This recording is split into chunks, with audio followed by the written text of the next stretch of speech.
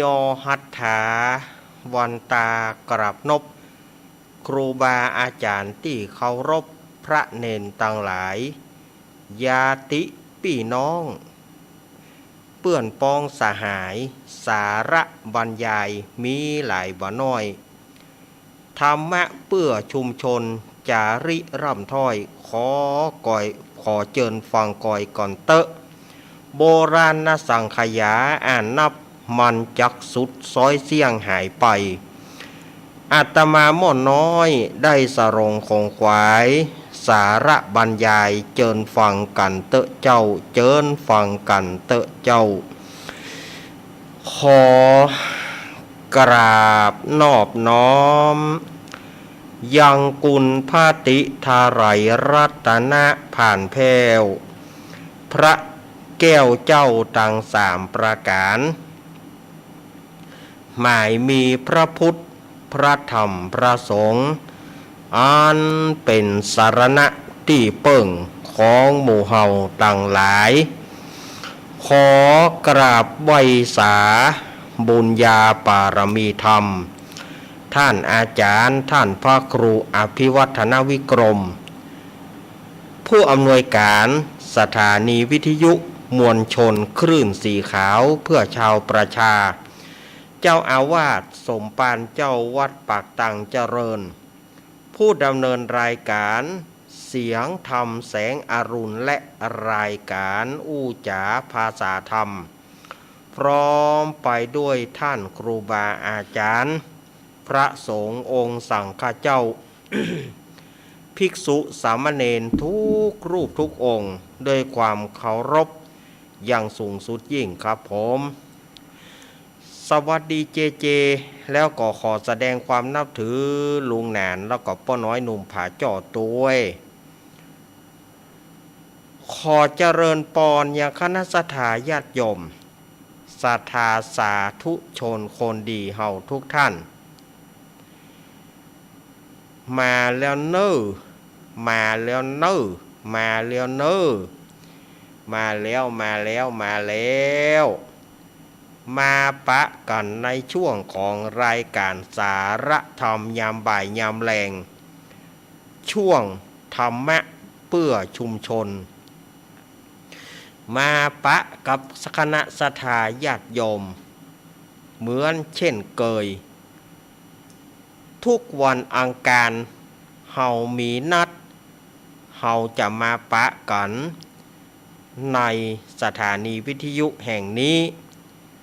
โดยมีเก้ากับผมอาตมาภาพสมณเณรรักปัญโยนันท์แห่งวัดสันเหมืองตำบลหนองล่องอำเภอเวียงหนองล่องจังหวัดลำพูนมารับผิดชอบเป็นผู้ดำเนินรายการในบ่ายของวันอังคารตั้งแต่เวลาบ่าย3 โมงถึง5 โมงโดยประมาณทางสถานีวิทยุแห่งนี้อันมีสถานีวิทยุคลื่นพระพุทธศาสนาการศึกษาและวัฒนธรรม 104.50 วัดฝ่ายหินตำบลสุเทพอำเภอเมืองจังหวัดเชียงใหม่โดยเมตตาธรรมของท่านอาจารย์ท่านพระครูสมุวิสุวัตวรกิจโจสถานีวิทยุวัดพระบาทอุดมน้ำบ่อสาวาวัดพระบาทอุดมน้ำบ่อสาวาตำบลเวียงอำเภอฝางจังหวัดเชียงใหม่ 100.25 เมกะเฮิรตซ์โดยเมตตาธรรมของพระเดชพระคุณหลวงพ่อสุจิตตานุรักษ์ด็อกเตอร์ท่านอาจารย์จำเริญโชติธรรมโมแล้วก็ตุปีโจ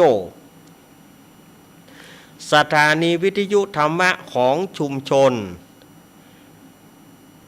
สถานีวิทยุวัดห้วยตองซักตั้งอยู่วัดห้วยตองซักตำบลขวงเปาอำเภอจอมทองจังหวัดเชียงใหม่ 98.75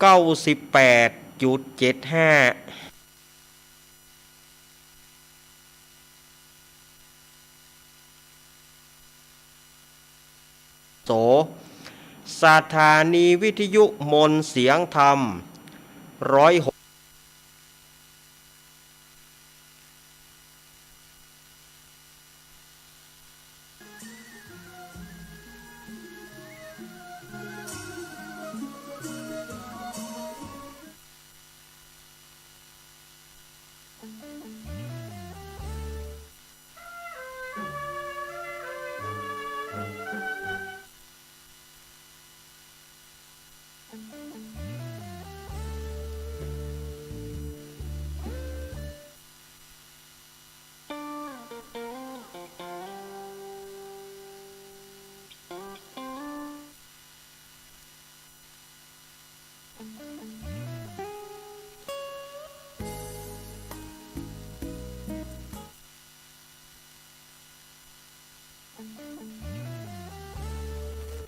ที่ท่านริงสัญญาณ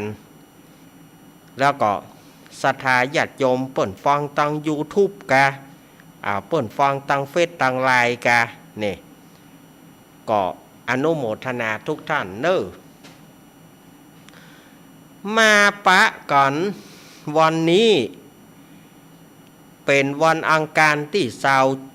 27มิถุนายนพุทธศักราช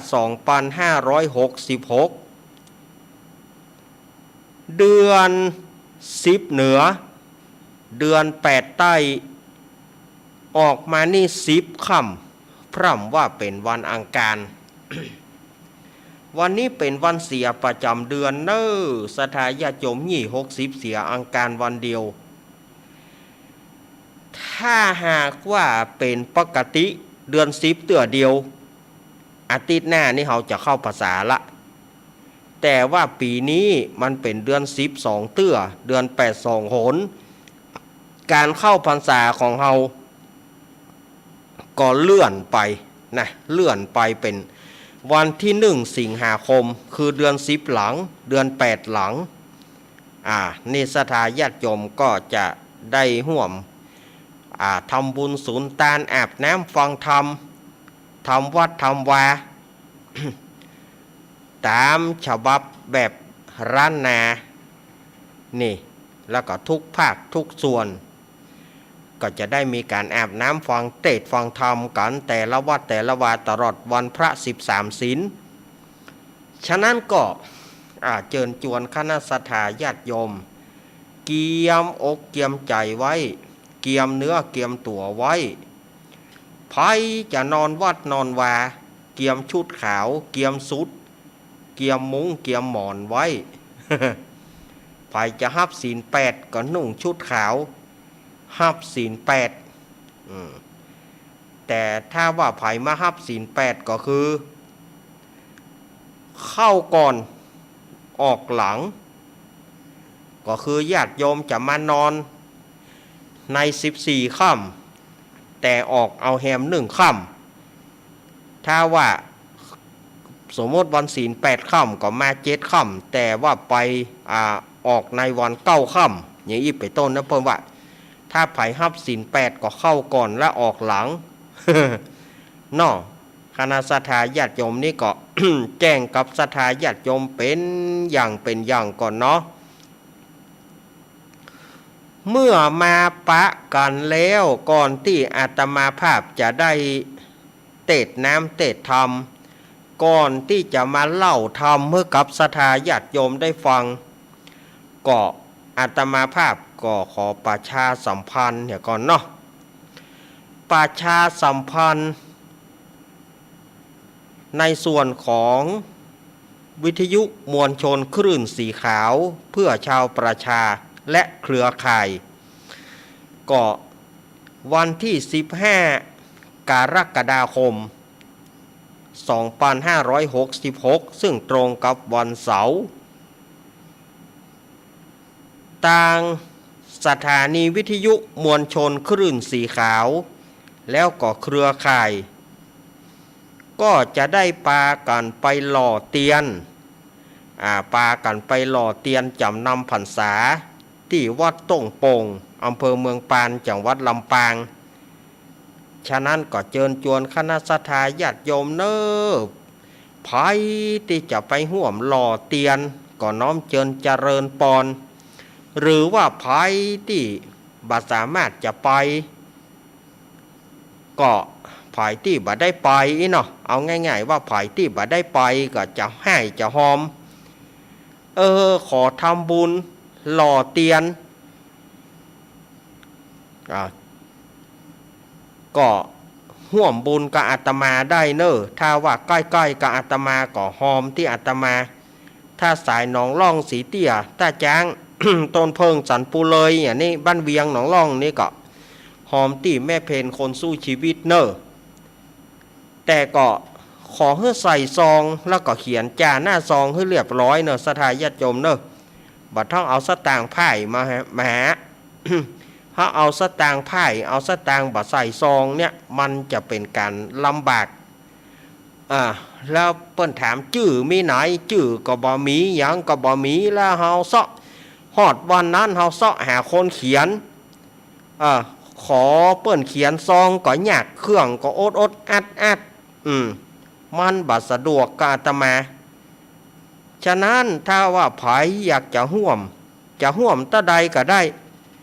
ก็ขอให้ใส่ซองให้เรียบร้อย10 บาท20 บาทก็ตามเจตนาของศรัทธาญาติโยมแต่ขอให้ใส่ซองแล้วก็เขียนจ่าหน้าซองไว้ทำบุญหล่อเทียนพรรษาก็ขอให้ใส่จ่าหน้าซองไว้ว่าทำบุญหล่อเตียนพรรษาเอาใส่ซองเขียนให้เรียบร้อยมันจะบ่ยุ่งยากอาตมาถ้าเราเอาสตางค์ไพ่ไปเครื่องอึดอัดไปขอเปิ้นเขียนเปิ้นครูบาอาจารย์เปิ้นก็บอกว่างบ่สะดวกจะเขียนตัวแล้วเพื่อเราไปเสาะหาซองแถมอย่างแถมมันลำบากศรัทธาญาติโยมอันนี้อาตมาว่ากันแต่ละฉะนั้นก็ถ้าไผที่อยากจะห่วมก็เขียนจ่าหน้าซองให้เรียบร้อยหล่อเทียนจำนำพรรษาหล่อเทียนพรรษาแล้วก็ฝากมาที่อาตมาภาพก็จะได้เอาไปถวายครูบาอาจารย์เปิ้นอันนี้ในโซนของการหล่อเตียนถ้าไผจะห่วมนะถ้าว่าไผที่จะห่วมบุญห่วมกุศลกับการนี่นะอันนี้ก็ตามเจตนารมณ์แต่ขอให้ว่า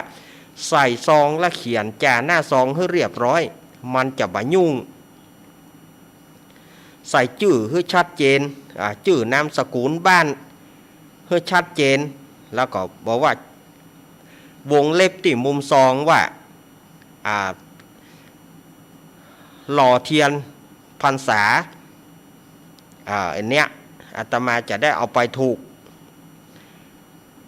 แล้วก็เฮาจะไปถวายทานในวันที่13 สิงหาคมเข้าพรรษาได้2 อาทิตย์เฮาจะไปถวายที่วัดพระบาทอุดม น้ำบ่อสาวา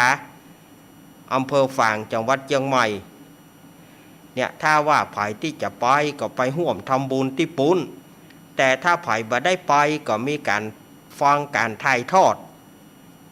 ถ้าญาติโยมอยากจะร่วมกองบุญกองกุศลอีแม่บ่ได้ไปแม่จะหอมเนอะก็บ่ต้องเอาสตางค์ไพ่มาให้อาตมาบ่ต้องเอาสตางค์ที่บ่ใส่ซองมาให้อาตมามันยุ่ง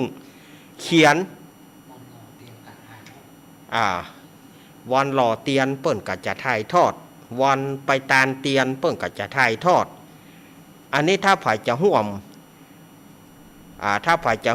อันนี้ถวายเตียนถ้าสมมติไปถวายเตียนก็เขียนจ่าหน้าซองไว้ว่าถวายเตียนวัดพระบาทอุดมถวายเตียนก็ได้ถ้าญาติโยมมันเขียนขอให้เขียนจ่าหน้าซองบัดต้องเอาสตางค์ไพ่มาให้อาตมาเอาสตางค์ไพ่เนี่ยอาตมาตรงว่ามันบ่ฮับคือบัดเจ้าว่าอาตมาบ่ฮับนะมันฮับแล้วมันยุ่งอันใดของเพิ่นอันใดของตัวเตื่อมันอาตมาก็ขี้ลืมของเปิ้นของตัวมันยุ่งหยาบฉะนั้นญาติโยมก็เขียนจานเอาใส่ซองและจานหน้าซอง10 บาทก็ได้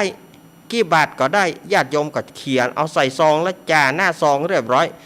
อาตมาจะไปถึงอาตมาก็จะถวายมันจะง่าย มันจะง่ายถ้าเราเอาไปเสาะหาเปิ้นเขียนเสาะหาเปิ้นใส่ซองเสาะหาคนเขียนมันก็เป็นตุกเป็นยาก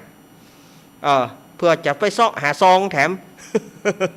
มันลำบากลำโตดแต่ศรัทธาญาติโยมฉะนั้นก็ถ้าว่าไผ่จะห่วมทำบุญก็เอาใส่ซองให้เรียบร้อยแล้วก็จ่าหน้าซองให้เรียบร้อยถ้าว่าจะหล่อเตียนก็เขียนว่าวงเล็บที่มุมซองว่าหล่อเตียนถ้าว่าตาลเตียนก็เขียนวงเล็บที่มุมซองว่าตาลเตียนอาตมาจะได้เอาไปได้ถูกมันจะบาสูนกันเนาะอันนี้ก็แจ้งกับศรัทธาญาติโยมนะสำหรับไผ่ที่จะห่วมเสาไผ่ที่จะห่วมเสาก็อาตมาเสาศาลาเพื่อว่าเอาไว้เป็นห่มเป็นเงาศาลาเพื่อประดิษฐานพระพุทธชินราชอันนี้อาตมาหับเสาเปิ้นต้น2,400แต่อาตมาก็ว่าถ้าเราเอาคนเดียวเราก็ได้บุญคนเดียวอยากจะแบ่งบุญแผ่บุญให้ศรัทธาญาติโยมตั้งหลายใครที่อยากจะร่วมทำบุญกับอาตมา ก็ยินดีแต่ก็เขียนจ่าหน้าซองอาตมาก็ขอให้เขียนจ่าหน้าซองเนี่ยถ้าไผ่จะเอาก็ไผ่จะร่วมบุญกับอาตมาก็เอาปัจจัยใส่ซองแล้วก็เขียนจ่าหน้าซองร่วมทำบุญศาลาพระพุทธชินราชไผ่จะฮับตะใดอาตมาบอกว่าอาตมาก็จะไปมอบเพื่อกรรมการมอบเพื่อปู่ล่ามวายาวัจกรมอบเพื่อปู่ล่ามปู่จานมอบเพื่อกรรมการแต่ว่าบัดต้องแจ้งความประสงค์หน้าไม้นะแจ้งความประสงค์หน้าไม้นี่มันจะกินเวลาของศรัทธาญาติโยมที่เปิ่นโทรมันจะกินเวลาเผื่อเข้ามาหือหาเผื่อขอโจทย์ให้แม่กำเนิดอาตมาซ้ำบ่มีไผโจทย์ให้ เจก็บ่สะดวกในการเขียนหนังสืออาตมาก็เขียนหนังสือบ่ได้มันยุ่งมันยากฉะนั้นถ้าไผจะร่วมก็แจ้งหลังไมค์ก็แล้วกันแจ้งหลังไมค์ก็แล้วกันเนาะ 089-214-0135 หรือว่า 083-761-1775 หรือว่าจะหอมที่แม่เพนสะพานบุญของอาตมาก็ได้นี่ก็แม่เพนเปิ้นก็ขอห่วมทำบุญ100 บาทอันนี้ก็ห่วมมาละแล้วก็ป้อเจิญแม่จันนวลกันทมูลนายเทิดพงษ์นายพัดพงษ์กันทมูลเปิ้นก็ห่วมมาแถม50 บาทสาธุอนุโมทนาศรัทธาญาติโยมที่ห่วมทำบุญด้วยกันเนาะเอาบุญด้วยกันแม่แก้วเตจศรีแม่แก้วเตจศรีนี่ก็ห่วมมา300 บาทอันนี้เปิ้นฝากแม่ทองพิมพ์มาแม่ทองพิมพ์สันเหมืองพุ่นเปิ้นฝากแม่ทองพิมพ์มาเป็นจำนวนปัจจัย300 บาทเพื่อว่าเปิ้นฟังรายการอาตมาอยู่แล้วทีนี้เปิ้นว่าขอให้แม่ทองพิมพ์ให้น้องเปิ้นเอามาหอมให้กำอาตมาก็ฮับแล้วแม่น้อยแม่เกี้ยวแม่น้อยหรือว่าแม่เกี้ยวชื่อเปิ้น3ชื่อกันนะแม่น้อยแม่เกี้ยวแม่เกียงพาเตจศรีโด เปิ้นขอทำบุญมา300 บาทอาตมาภาพก็ได้รับไปที่เรียบร้อยเนาะส่วนที่จะไปถวายเตียนก็อนุโมทนาป้อบุญธรรมแม่ทองพิมพ์มังสังอันนี้เปิ้นหอมว่าขอไปร่วมถวายเตียนกำเนิด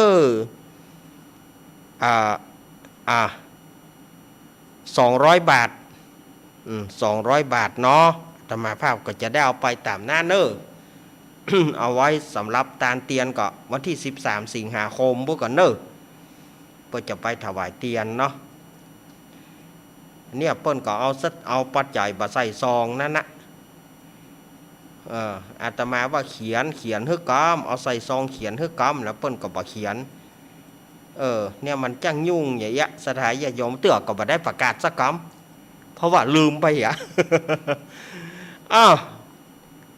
อาตมาภาพก็จ้อยเวลานี้มาก็พอประมาณเนาะ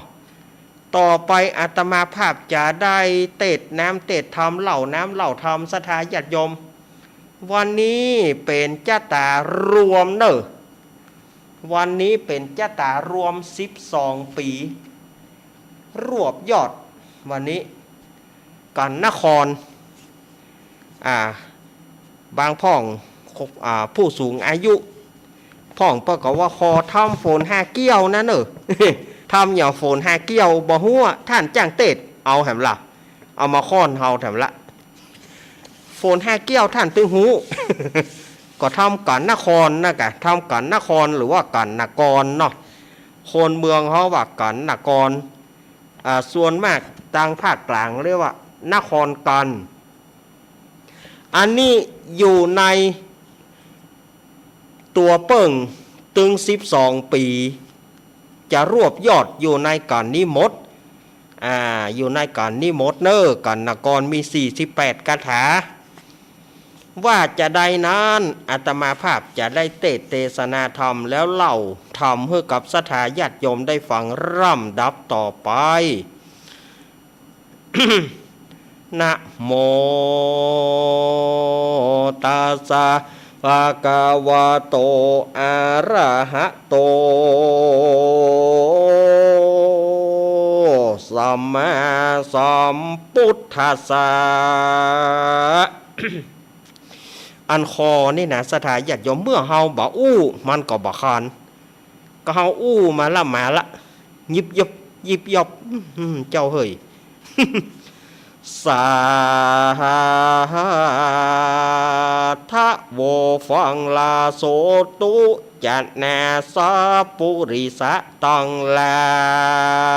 ยตั้งยิ่งใจมวลหมู่อันเข้ามานั่งอยู่หลายหลามรับศีลงาม85เพื่ออยู่ท่าฟังธรรมในกาลาบัดนี้แล้วก็ได้ไม่มี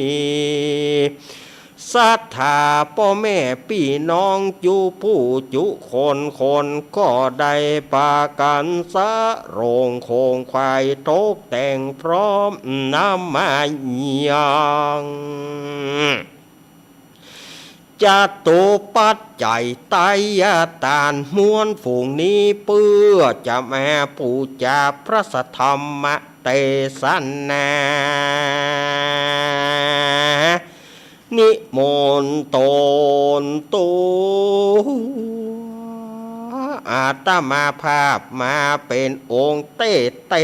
ศนาธรรมยังนักขระการสุดการซอยจักเป็นชันใดจักก้อยวิสัชนาไปนานี้แดเตอบุญกุศลอันเกิดจากการนาใดปูจาพระสัทธรรมเทศนาผูกนี้เพื่อจักมาอุทิศนาบุญส่วนกุศ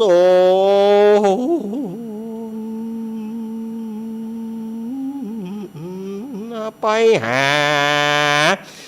ปิตามันดาและพ่อแม่ตังอาทวแก่สมพัทวงศายาติกาญาติมิตรพี่น้องอันใดร่วงรับดับคานเป็นผีตายเก่าเน่าเหมือนก็ดีเจ็ดเจนขะกุลเป็นเก่าเจนขะกุลเป็นแดนแสนเจนขะกุ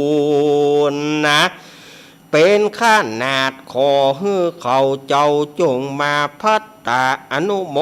ทนายวรขิญาณบุญส่วนกุศลนะมวลฝูงนี้แล้วก็ขอเอาเพื่อจักตานไปแล้วก็ขอให้ไปรอดไปถึงยังเขาเจ้าตั้งหลายแล้วก็ขอให้เขาเจ้าตั้งหลายจงโคตรคายเอาตนเอาตัว ขึ้นสู่สวงสวรรค์จันทร์ฟ้าบุญสมปรารต้นแก่กาได้ถึงอมตะมหาเน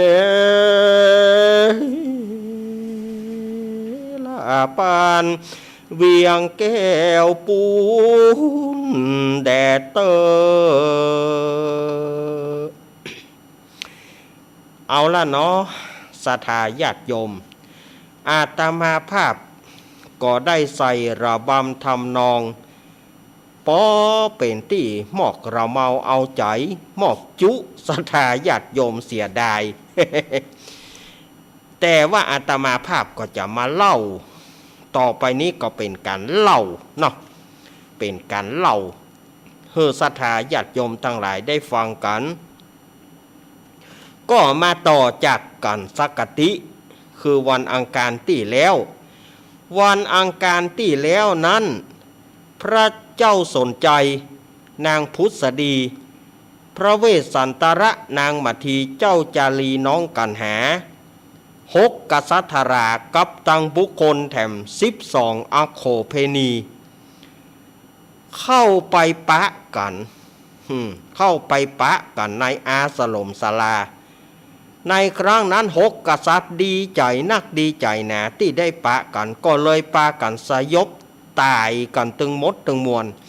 รวมตึงคนตั้งหลาย12อโคเพนีก็ตายสลบตาย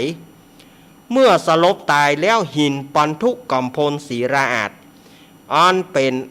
อาสนะอันเป็นที่นั่งของพญาอินทร์ปกติจะนุ่มนวลดุจสำลีแต่วันนั้นพระอินทร์นั่งบ่ได้เพราะว่ามันแข็งกระด้างแล้วก็ฮ้อนตัวพระอินทร์ฮ้อนก้นโยกเต้นหย่องเต้นแย่งก็เลยหู้ว่า6กษัตริย์แล้วก็คนตึง12อโคเพนีสลบตายกันไปพญาอินทร์ก็เลยบันดาล5ฝนโบกคลพัด5ฝนโบกคลพัดเนี่ยผู้ใดมีใจบุญสุนทานฝนตกเข้าใส่ผู้ใดไข้เปียฝนก็ตกเข้าใส่ผู้ใดบ่ไข้เปียฝน5นี้เลี่ยงไปผู้ใดมีจะบ่มีใจเป็นบุญเป็นกุศลฝนบ่ตกเข้าใส่ตายลวด หมู่ที่จงรักภักดีต่อพระเวสสันดรฝนตกเข้าใส่คืนมาหมดหมู่คนใดจังพระเวสสันดรฝนบ่ตกเข้าใส่ตายลวดศรัทธาญาติโยมเมื่อตึง6กษัตริย์แล้วก็คนตั้งหลายฟื้นคืนมาแล้วพระเจ้าสนใจพระเจ้าสลีสนใจก็ได้ขอทูลเจิญขอนิมนต์พระเวสสันตรสีว่าลูกเขยป่อขอนิมนต์ซิกมาอย่าเตอะ ซิกมาครองบ้านครองเมืองบาเดียวนี่นะลูกจะไปมาเมานั่งนุ่งหนังเสือลายอันเหม็นสาบอย่าได้นั่งฮึบหยาบภาวนาอย่าได้รับตาซุยขอปิกคืนไปเสวยราชบัลลังก์ไปเสวยเมือง4 ปีเสวยเมืองศรีวิราชเป็นเจ้าแห่งเจ้าเมืองทั้งหลายพระเจ้าสนใจทูลอาราธนาวันนั้นอาตมาภาพได้เทศแล้วก็จบเพียงเท่านี้วันนี้อาตมาภาพก็จะได้มาเล่าต่อแล้วเนาะ สุมาเนอะยามนั้นพระเวสสันตรสีก็บอกว่าโอ้อีป่อเฮยสักข้าแต่เสด็จป่อเมื่อก่อนเนี่ยเสด็จป่อยังบอกว่ายังไปฟังกำสนกำสอว่าข้าจะมาล้มหล่อเอาเมืองไล่ข้ายังบ่ใจผู้ใจคนไล่ข้ายังหมูยังหมาบาเดียวนี่เป็นจะได้ว่าเสด็จป่อมากึดใจอย่างใดว่าจะมาทูลเจิญข้าปิกไปข้าบ่ปิกไปถ้าข้าปิกไปเวลาพิษอย่างก็ไล่พิษอย่างก็ไล่จะมาเป็นเจ้าเมืองป.2 ป.3 เสด็จป่อเจื้อกำคนทั้งหลายเสด็จป่อก็ไปหาคนทั้งหลายให้คนทั้งหลายเลี้ยงเสด็จป่อเตอะส่วนข้าจะอยู่ในป่าในโดงเนี่ยตึงบ่เมือ ว่าอัน ยามนั้นพระเจ้าสนใจก็บอกว่าลูกเฮยตุ้มผ้าลายก็แม้เฮาคนกรรมเก่าก็คนจ้างผิดกันกรรมโบราณว่าเหมือนอิทธิพลังกูลมันว่านะให้มันแล้วไปเฮ้ยล่อโอ้พระเจ้าสนใจนี่กับตันสมัยแต่หูจักเผียอิทธิพลังกูลพวกไว้ ให้มันแล้วไปเสียแล้วเสียไปหาใหม่ดีกว่านี่หรออย่างใดก็ขอลูกปิกไปอย่างเก่าเตอป่อขอนิมนต์เตอะวะยามนั้นพระเวสสันตรสีก็บอกว่าโอ้เสด็จป่อเฮ้ยก็เมื่อก่อนเนี่ยข้าตานจ้างเผือกอันเป็นจ้างกู้บารมีของข้าบาใจล่างดีเจ้าเมืองเนี่ยบาล่างดีมาปาก บาล่างดีมาสนมาส่อให้เสด็จป่อจ้างนี่เป็นจ้างกู้บารมีของข้ามันเกิดด้วยบุญบารมีของข้าข้าจะเอาไปขายหรือไปฆ่าหรือไปตานให้ไผ่มันเป็นสิทธิ์ของข้าแล้วเป็นจะได้ล่ะเจ้าเมืองบ่ใจล่างดีมาปากประเด็นนี้เจ้าเมืองมาปากแบบไล่ข้าหนียังหมูยังแหมประเด็นนี้จะมาทูลเจิญข้าบ่ใจว่าเป็นขยะมูลฝอยบ่ใจเป็นผ้าขี้ริ้วบ่ใจเหมือนผ้าขี้ริ้วที่ว่าใจสุมาเด้อใจเป็นผ้าเจ็ดเท้าใจเป็นผ้าเจ็ดตีนเลี้ยวเมินมาเอามากราบมาไหว้ข้าบ่เป็นอย่างอันเสด็จป่อเจิญเสด็จป่อปิกไปของบ้านของเมืองเจตุดรเตอะข้าตึงบ่เมือลูกเฮ้ยการผิดไปแล้วคนโบราณว่าผิดไปแล้วผิดแล้วเป็นครูแก้ตัวใหม่เตอะปิกไปเหี่ยเตอะ พระเวสสันตรสีก็ตึงบ่ไปบอกว่าบ่ฮับขันนิมนต์ยามนั้นพระเจ้าสนใจก็บอกว่าขอเท่านั้นที่จะครองโลกตื้อเท่านั้นที่จะครองโลกก็ให้คนตั้งหลายเอาดอกไม้มาดอกไม้เงินดอกไม้คำมาทูลขอนิมนต์ติ๊กทูลขอนิมนต์พระเจ้าข้าขอนิมนต์พระเจ้าข้าขอนิมนต์พระเจ้าข้าทรงพระจรูนไปเจ๊กะ เปิ่นว่าทรงพระเจริญทรงพระจรูน มันก้างลูกมันก้างเป่งเสียงกระทบมือชายโยโหขอนิมนต์ติ๊กพระเวสสันตรสีหานว่าเจ้าเมืองก็มาขอละป่อก็ใจอ่อนละพ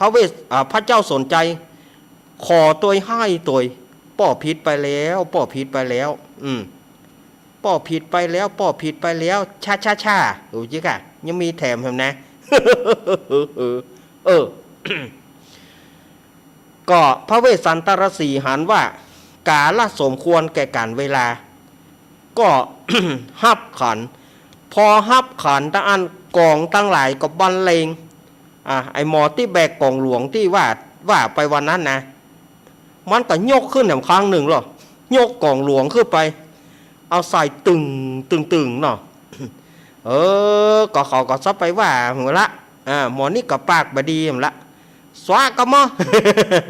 ลืมตัวสวะเขาลุงบุงยกให้ยกบ่คืนบ่เฮ้ย ยกเนี่ยได้ก็ยกบ่คืนก็ป่วยมันแบกกล่องฮะน่ะมันได้อยู่แล้วนี่ไปตักมันแหกเลือดเนี่ยเนาะ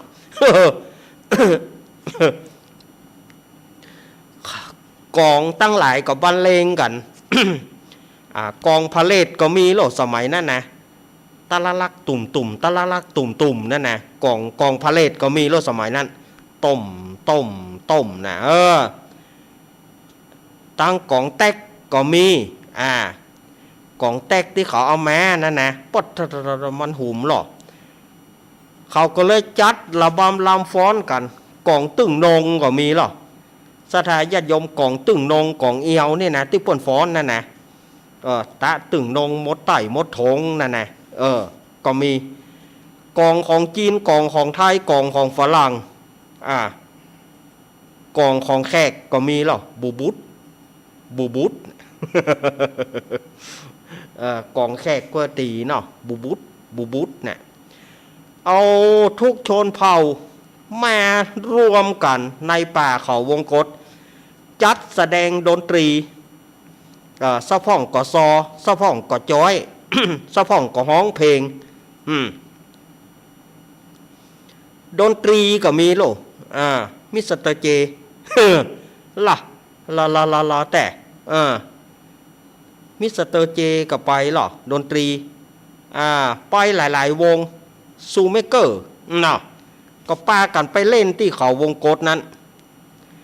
ป้ากันไปเล่น7 วัน 7 คืนก็โลพอจัดปล่อยหลวงกลางฮะนะยามนั้นนางพุษดีพระเวสสันดรซิกโอ้เจ้าเมืองกับตีกองอุ้ยกันตีกองอุ้ยสนั่นปานปืนตีกองอุ้ยพระเวสสันดรซิกละเครื่องฤาษีไว้ทะรงเครื่องเต้าพญาเป็นที่สง่างามส่วนว่านายช่างกระบบก็มาตัดผมช่างตะระบบช่างตัดผมเอาแบตเตอรี่ไปตัวหรอเอาตะไคร้ไปตัวตะไคร้ไฟฟ้าน่ะแบตเตอรี่ตัดผมเฮือกับพระเวสสันตรสีโอ้กำแบตไฟมันหมดใหญ่ๆน่ะนั่นมาเอาไฟที่ไหนก็ไฟหมดเราหมดแท้เนอะหัวล้านเมืองก้งเลนเนาะตัดไปตันมาแบตหมดหัวเมียหัวพระเวสสันตรสีหัวพระเวสสันดรก้งเลนจ้างการบบช่างตัดผมก็ตัดผมเฮ้อทีนี้นางพุษดีก็เลือกผ้าผ่อนต้อนสบายเฮ้อกับสไปมาทีเอาแต่งอันงามอันดีแต่งหน้าแต่งตาแป้งอายแชโดว์ตึงแป้งตึงอายแชโดว์แป้งน้ำแป้งพับแป้งฝุ่นดอกพอมาต้อนลูกไปบนนะเอาเรียบร้อยแล้วก็ขึ้นขี่จ้างมงคลเสด็จนิวัตสู่พระนครเจ้าบ้านเจ้าเมืองเปิ้นก็เลยปลูกกล้วยปลูกอ้อยส่องถลาบต่างอันเนี้ยเป็นที่มาของที่เฮาคัดราชวัตรเนาะที่เฮาคัดราชวัตรเดือนยี่เปงเพื่อเปิ้นว่าต้อนรับพระเวสสันตระมาเมือง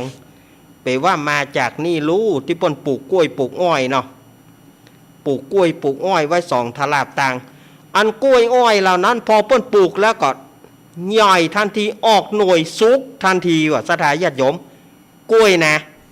โปรดโทโคนตั้งหลายก็บิดกินมีหมอหนึ่งขอจิ้มกล้วยบ่ได้เสี่ยง3 หวีสถาญาติโยมจิ้มนะโอ้จิ้มกล้วยอย่างบ่จิ้มกล้วยขาวญาติโยมหากล้วยขาวหน่วยใหญ่ๆยาวๆน่ะมันจิ้มบ่ได้เสี่ยง3 หวีสถาญาติโยมปุถโมสังโฆก็มากินแต่หมอกได้ อันนี้ขนาดจิ้มบ่ได้นะเสี่ยง3 หวีก็โดก็มีข้าวของมีข้าวหนมข้าวต้มข้าวต้มหัวงอกข้าวต้มห่อพ่องก็ห่อขนมจ๊อกพ่องก็ห่อขนมจักคูพ่องก็ห่อขนมหลวงสถาญาติโยมรู้จักขนมหลวงก็ขนมหลวงก็คือขนมสอดไส้นั่นนะคนเฒ่าคนแก่เพราะเขาว่าขนมหลวงขนมตายลืมขนมตายลืมก็คือขนมเกลือนะเขาบอกว่าขนมตายลืมขนมสารพัดขนมมีตึงปาปริก้าค็อกเทลปาปริก้าก็มีค็อกเทลก็มีโปเต้ก็มี เลก็มีดูตามใจเขาจะยื้อกินกันไปผลละหมากล่างไม้แอปเปิ้ลมะม่วงมีตึงสับปะรดแล้วก็บักขนัดมีตึงบักกล้วยเตดและบักละกอมีตึงสมอและมะแนะเขาก็เอากินกันผลละหมากล่างไม้ของกินของว่าไส้อั่วกับจีนทอดหมอนั่งกำจีนทอดกำไส้อั่วมาตีนหนึ่งจะกินเนอะก็กลัวเป็นจีนควายบ่กินนะ ก็ไส้อั่วมันทำได้อย่างจิ้นหมูจะกินเนื้อกลัวเป็นจิ้นควายเลยบ่กิน ไม่อย่างใหญ่มันนะฮะมีมดอะแคบหมูแคบมันแคบควายแคบขอยแคบก่อย มีมดของกินของด้อยเฮ่กันมาปดเสียงก้องเสียงกองตั้งหลายเทวดาตั้งหลายกับป้ากันมาส่งพระเวสสันตระจิบทบบภาพกันตมตามบทบกะเจ๊กเนาะ บทบกะเจ๊กจิบทบกันต้มตามพ่องก็จิบอกไฟพ่องก็จิบทบอันเนี้ยกล้าไปที่มาของเดือนนี้เปงอ่ะเนาะที่เขาจิบทบบอกไฟกันเนี่ยนะจิกันมาสุดต่างพ่องก็แห่ไม่แค่พ่องก็คือคนตาบอดกับไม่แค่เป็นเฮาให้จีหมดอะป่าการอย่างก็ให้จีหมดอะห้อมหันลูกให้ไฟจี ไม่โละหมอ โอ้ครั้งนั้นม่วนนะสถายโยมปากันต้อนรับพญาเวสสันตระมาเมืองคนนันเนือง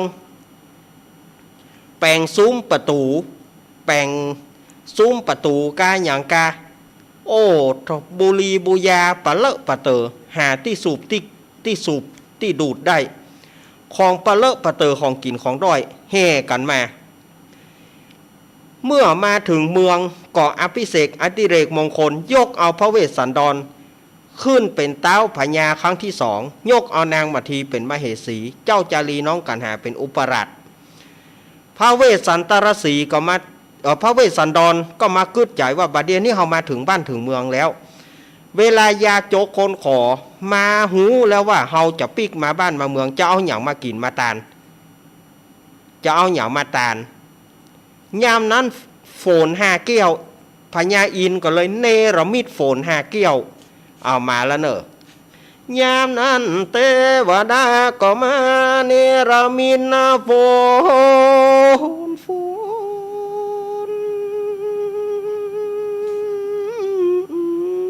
5 แก้วงามเลิศแล้ว7 ประการอันเนี้ยถ้าอาตมาเตะทำกันนะก่อนเนี่ยอาตมาเตะทำกันเนี่ยมันถึงมาแล้วหรอเข้าสารกันอย่างกันพึ่ก่อนโลเผลอเนี่ยเอาเผียวส้มบะเขียวหวานบะจ่งบะเฮฟตก อันนั้นบะเฮฟตกเป็นม่วนเป็นงานกันโฟน5 แก้ว7 ประการตกลงมาพระเวสสันตระเก็บตานอันที่มันตกในบ้านในจองเขาที่มันเหนือจากที่มันเป็นเขตชนบทก็ฮื้อแก่เขาไปอันที่มันตกในละแวกบ้านละแวกเมืองก็เก็บมาเข้าในเล่มในฉางหมู่ยาโจคนขอฮู้ว่าพระเวสสันดรมาก็เข้ามาขอตานพระเวสสันดรเก็บตานศรัทธาญาติโยมทีนี้ก็พระเวสสันดรได้ครองบ้านครองเมืองศิวิราชหรือว่าเมืองเจตุดรก็ด้วยทศพิธราชธรรมก็ได้อยู่ครองบ้านครองเมืองฟ้าฝนก็ตกตามฤดูกาลข้าวกล้าก็ได้กินปลูกข้าวปีก็ได้กินปลูกข้าวดอก็ได้กินปลูกข้าวโพดก็ได้กินปลูกข้าวป้างก็ได้กินหมดพระเวสสันดรครองเมืองมาอยู่มาเมินเข้าพระเจ้าสนใจพระนางพุษดีอายุได้100 สาวอายุได้100 สาวก็ได้ถึงสวรรคตก็คือได้ตายพระเวสสันดรอยู่มาแถมพระเวสสันดรนางมัทีตายแถมอายุได้100 สาวอยู่ไปเจ้าจารีน้องกันหาครองเมืองกันแถมอายุได้100 สาวเจ้าจารีน้องกันหาตายแถมบุคคล12อโคเพนีตายหมดเพราะว่าอายุเท่าละ โอ้เมื่อพระเอกนางเอกตายหมดอะไรเนี่ยได้ทำมาก็จบอะกะเนาะพระเอกนางเอกก็ตายหมดแล้วหรอลูกพระเอกลูกนางเอกก็ตายหมดแล้วเนี่ยก็จบอะกันเนาะ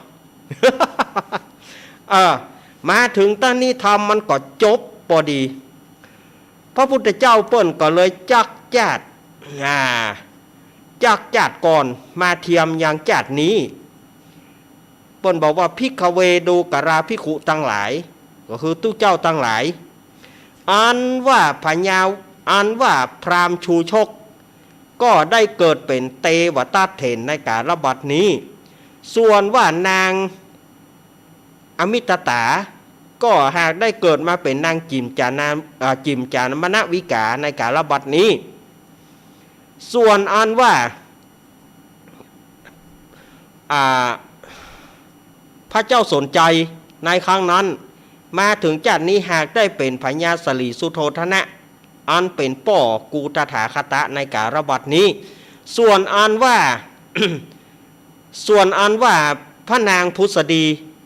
ก็หากได้มาเป็นพระนางสลีมหามายาอันเป็นแม่แห่งเฮาตถาคตในกาลบัดนี้ส่วนอันว่าพรานเจตบุตรหากได้มาเป็นพระสารีบุตรในกาลบัดนี้หันว่าพระอจุตรสีหากได้มาเป็นพระหากมาได้เป็นพระมหาโมคคัลลานะเถรในกาลบัดนี้ อีเนาะอันนี้เปิ้นว่าอีนะส่วนพญาอินก็หากได้มาเป็นพญาอินก็หากได้มาเป็นพระอนุรุทธะในกาลบัดนี้ส่วนอันว่าพระนางมัตสีหรือว่าพระนางมัททีก็หากได้มาเป็นพระนางยโสธราอันเป็นแม่เจ้าราหุลในกาลบัดนี้ส่วนว่าเจ้าจารีกุมาโลหากได้มาเป็นราหุลในกาลบัดนี้ส่วนอันว่านางกันหาจังป่อเวสสันดรผู้ใจหายป่อเวสสันดรฮื้อตานตัดป่อตัดลูกก็หากได้มาเป็นนางอุบลวรรณาส่วนว่านอกเหนือจากนั้นก็เป็นปริษัทตั้งสามเพราะว่าพระนางประชาบดียังบ่ได้เป็นภิกษุณีเตื้อก็คงเหลือภิกษุอุบาสกอุบาสิกายังบ่เป็นบริษัทตั้งสี่เตื้อก็คือได้เป็นบริษัทตั้งสามส่วนอันว่าพญาเวสสันดรครั้งนั้นก็หากได้มาเป็นเฮาตถาคตในกาลบัดนี้ในเมื่อจบพระสัทธรรมเทศนาส่วนอันว่าพญาสักกยราชตั้งหลายแล้วก็บรรดาภิกษุตั้งหลายตลอดจนถึงเทวดาตั้งหลายก็ได้ถึงธรรมวิเศษมีประเทศว่าโสดาสกิทาคาอนาคาอรหันต์ตามบุญสมปานอันตนได้กระทำมาในจัดก่อนก็มีหั่นแลเอาละทำจบเรียบร้อยอาตมาภาพขออ้างเอาคุณพระศรีรัตนตรัยสิ่งศักดิ์สิทธิ์ทั่วฟ้าสากลโลกจงอภิบาลรักษาศรัทธาญาติโยมอันเป็นที่ฮักของอาตมาภาพทุกท่านเพื่อได้อยู่ดีมีสุขอายุให้มันยืนยาวอย่าได้เจ็บเป็นหยังแข็งแรงความอ่อนแอจากไปความสมบูรณ์แข็งแรงของร่างกายเข้ามาแทนที่ศรัทธาญาติโยมขอศรัทธาญาติโยมได้รับแสงไฟสว่างตาแสงธรรมสว่างใจสว่างตาด้วยแสงไฟสว่างใจด้วยแสงธรรมเหมือนกันจุผู้จุคนนั้นจุ่มจักมี เตสานาปริโยสานีก็มีด้วยประกาศดังกล่าวมานี้แลนะนาคระกันตังนิติตังขีญาสังนาวิเศษจาห้องเหตุธรรมนากรกันเย็นสุดกันซอยอาตมามอนน้อยหากได้นำมาเรียบเรียงเล่าศรัทธาญาติโยมตั้งหลายฟังโดยอันประดับประดากถา48พระคาถาทำกันนี้นะหากเป็นจ้าตาของผู้ตัวเปิ้งตึง12ราศี12ตัวเปิ้งก็บังโกมสมเรศสาเดสาธุสาธุสาธุเอาละเนาะศรัทธาญาติโยมตั้งหลายอาตมาภาพก็ได้เทศได้เล่าธรรมมาก็จบละ อาตมาจะพยายามไล่เอาธรรมที่บ่ได้เทศอย่างทำก่อนมหาจารย์เนี่ยอาตมาภาพจะพยายามไล่เอาธรรมที่บ่ได้เทศ ที่บ่ปอมีครูบาอาจารย์ได้เตะนักส่วนมากจะเป็นมาที่กุมารบ้านมาที่กุมารบ้านจุโจกมหาราชเนี่ยจะเป็นธรรมเอกของมหาจารย์ทำก่อนอื่นๆบ่ค่อยจะมีไผเอามาเตะสตไดออกอากาศออกวิทยุอาตมาภาพก็ถือวิสาสะปรมายาติถือวิสาสะเอามาเตะเอามาเล่าคือสถาญาติโยมได้ฟังบ่ใจก็ใกล้เคียงนะ บ่ใจก็ใกล้เคียงอาตมาภาพก็พยายามเก็บเอาเล็กเก็บเอาทาเก็ตเล็กเก็ตน้อยเอามาเล่าคือสถาญาติโยมหลายบางทีก็ใส่ไข่ใส่นมไปพ่องคือให้มันม่วนนะใส่ไข่ใส่นมไปพ่องให้มันม่วนมันจะได้ศรัทธาญาติโยมจะได้บ่เครียดเนาะอนุโมทนาบุญศรัทธาญาติโยมเนอะฮับปอนเนาะอิชิตังปฏิตังตุมหังคิปะเมวะสมิสตุสเพปุเรนตุสังกปะจันโทปนารโสยถามณีโชติรโสยถาสัพปิติโยมีวัชันตุสัพพะโรโกวินาสตุมาเตภวะตวันตารโยสุขีติกายุโกภวะอัมพิวาตานาสีริสานิจังวุธาปัจจายโนจัตตาโรธรรมาวัฏันติอายุวันโนสุขังปะลังสาธุสาธุสาธุก็เรียบร้อยบเปิดเรียกว่าอย่างก็บัวระมวลปริปุนังลิ้นมันบ่ยอมไปสถาญาติโยมเหย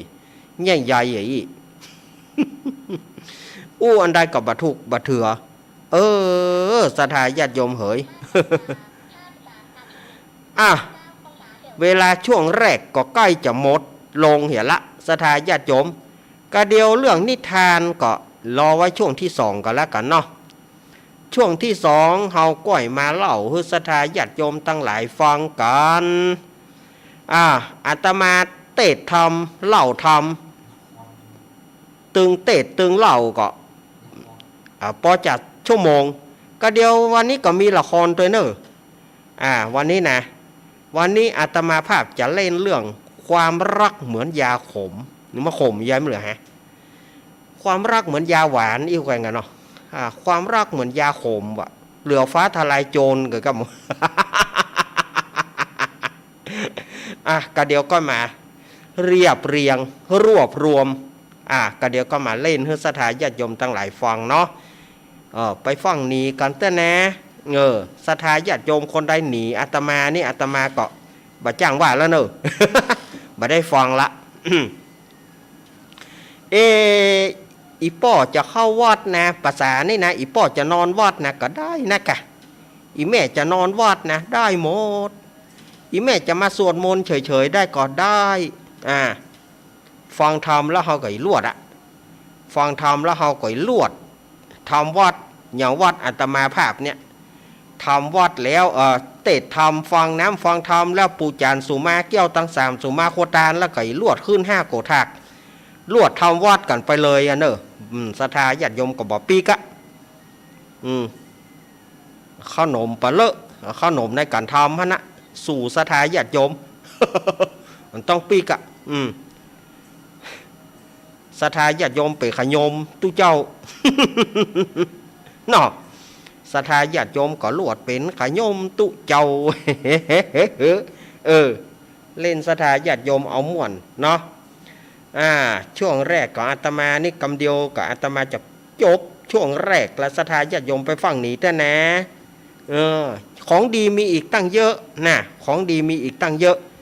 ไผ่บอกฟังอาตมาก็เสียใจเนอะสายเจียเสียใจ sorry อดเนอะsorry อด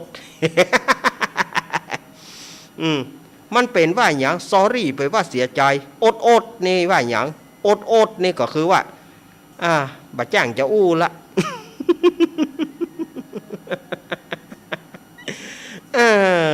ศรัทธาญาติโยมเหยเล่นศรัทธาญาติโยมเอาละช่วงแรกอาตมาหมดไปแล้วอาตมาเปลี่ยนผู้อุปถัมภ์รายการเปลี่ยนสปอร์ตกำเดียวศรัทธาญาติโยมไปฟังหนีไปไหนเต้นเนออาตมาจะพักยกฉันน้ำก่อนเจริญปอน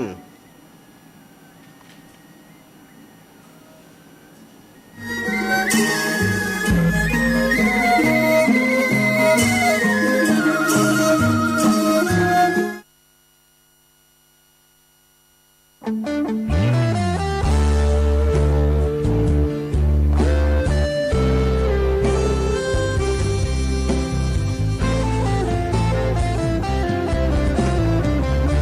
ามามือเปล่าจะเอาอะไรเมื่อตอนเจ้าไปเจ้าก็ไปมือเปล่าเช่นกันชื่อเสียงหยดลาบหากเอาไปไม่ได้สักอันแล้วใหญ่ยื้อแย่งแข่งขันก็ป่วยกันฆ่าฟันตัดรอนเงินทองตามส่งแค่โรงพยาบาลญาติมิตรวงวานลูกหลานส่งแค่เชิงตะกอนจะมีใครเล่า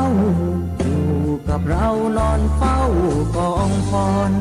วางดอกไม้จันทร์แล้วจรกลับไปนอนบ้านใครบ้านมันใหญ่ขับฟ้า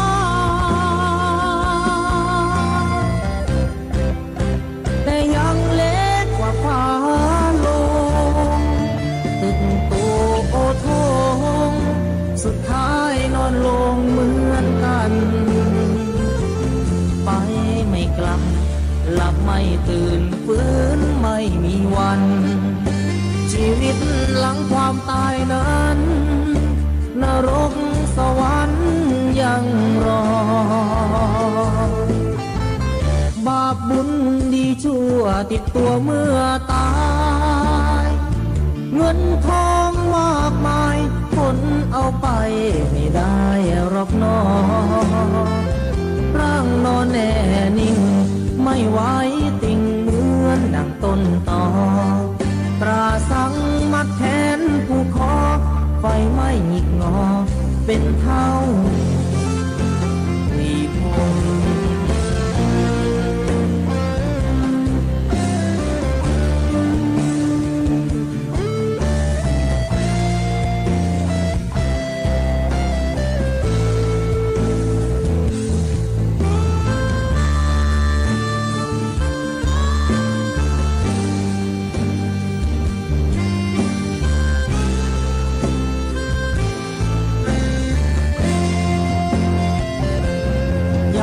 พับฟ้า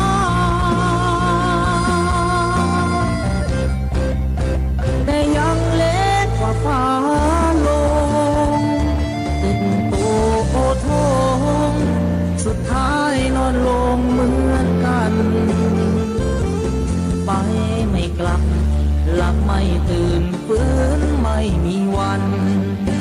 ชีวิตหลังความตายนั้นนรกสวรรค์ยังรอ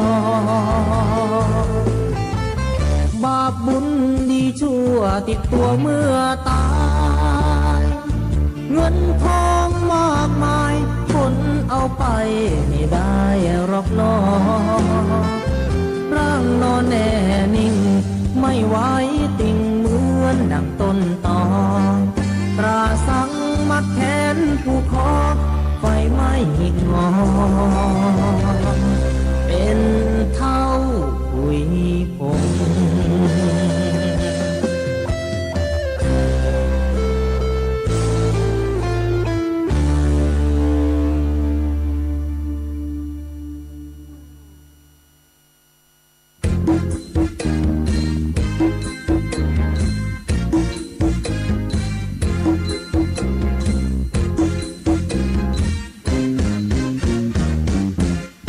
ไปไม่กลับชีวิตดับแน่นอนบนเชิงตะกอนทุกคนต้องนอนที่นั้น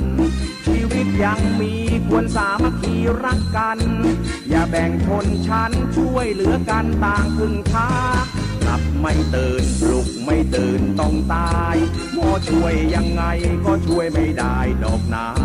หมดลมหายใจหมดเรื่องต่างๆนานา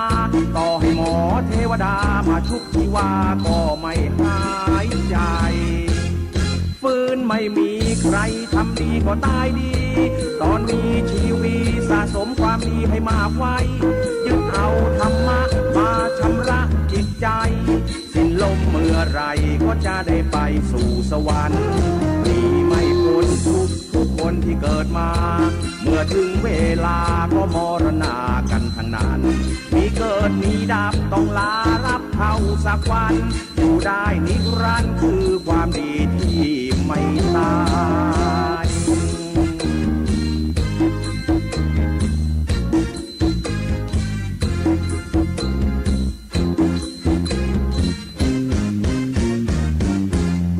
ฟื้นไม่มีใครทำดีก็ตายดีตอนมีชีวิตสะสมความดีให้มากไว้ยึดเอาธรรมะมาชำระจิตใจสิ้นลมเมื่อไรก็จะได้ไปสู่สวรรค์มีไม่พ้นทุกคนที่เกิดมาเมื่อถึงเวลาก็มรณากันทั้งนั้นมีเกิดมีดับต้องลาลับเข้าสักวันอยู่ได้นิรันดร์คือความดีที่ไม่ตาย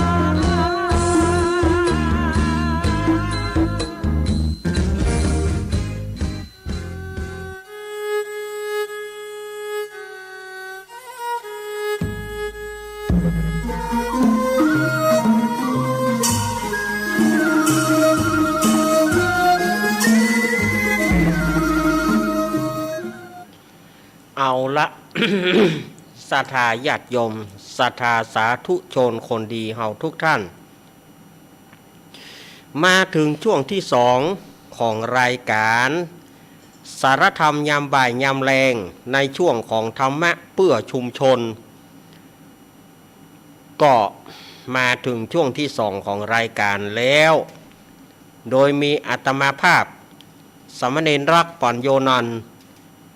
ยังปักหลักเป็นผู้ดำเนินรายการต่อไปแถม1 ชั่วโมง ต่อไปแถม1 ชั่วโมงเนาะ อาตมาภาพก็ได้พักฉันน้ำไปเตียวไปเตียวมาต่ำห้องส่งนี่เตียวไปเตียวมาต่ำห้องส่งยืดแข้งยืดขาก็ว่ามันนั่งอยู่แล้วบ่ลุกก็บ่ได้ศรัทธาญาติโยมมันปวดเกาขาหอต้องลุกเขี่ยกรรมก่อนถ้าเฮาบ่ลุกเอาละเกาขาฮ้อนยกฮอดเฮาจะลุกแต่ปวดโทจบรายการแล้วมันถึงห้องอกห้องโอยละ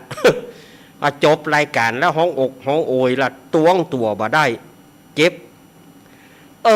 ไว้เนี่ยสังขารเนาะศรัทธาญาติโยมมันถึงเนี่ยมัน บัดเดียวนี่มันก็55จะเข้าละเดือนพฤศจิกานี่อาตมาจะได้55เต็มบัดเดียวนี่มันย่างเข้ามาขนาด50ปลายบัดได้เจ็บแข้งเจ็บขาเจ็บห้อนเจ็บนี่แล้วนะศรัทธาญาติโยมเฮยอาตมาก็ตัวโอ้ยอย่าอันล้ำเหลือโหกูปีนี่เฮาบ่เคยเป็นอย่างอีกูปีเฮายังแข็งแรงอยู่เรี่ยวแรงเฮาบ่เคยเสียแต่มาครั้งนี้นี่เอาละเนอะบ่ให้แข็งแรงไงอย่างไปละ มาก็ตามที่เปิ้นว่านั่นนะวายะสังขารมันถ้าอู้ตามโบราณจริงๆก็คือย่อมปะจ้าไปเกิงละย่อมปะจ้าไปเกิงแล้วถ้าอู้กันซื่อๆเลยนะ เมื่อมาปะก่อนอาตมาภาพจะได้เล่านิทานให้ฟังกันเนาะวันนี้อาตมาภาพก็จะได้นำเอานิทานโบราณมาเล่าให้ฟังอาตมาเล่านี่จบแล้ว วันเสาร์อาทิตย์อาตมาก็เอาไปเล่าที่104ทำครั้งหนึ่งเพราะว่าที่บางทีที่104เปิ้นบ่ได้ฟังกะอาตมาก็เอามาเล่าขอจริงเปิ้นก็ฟังวันนี้ก็จะนักนะ แต่ว่าในช่วงของเมื่อคืนวันเสาร์วันอาทิตย์อาตมาภาพก็จะเอาเรื่องที่เล่าแล้วเอาปิกมาเล่า104แห่งกำหนึ่งเฮือศรัทธาญาติโยมแถมหลายท่านที่เปิ้นบ่ได้ฟังในช่วงกลางวันเปิ้นก็จะได้ฟังตัวเนาะ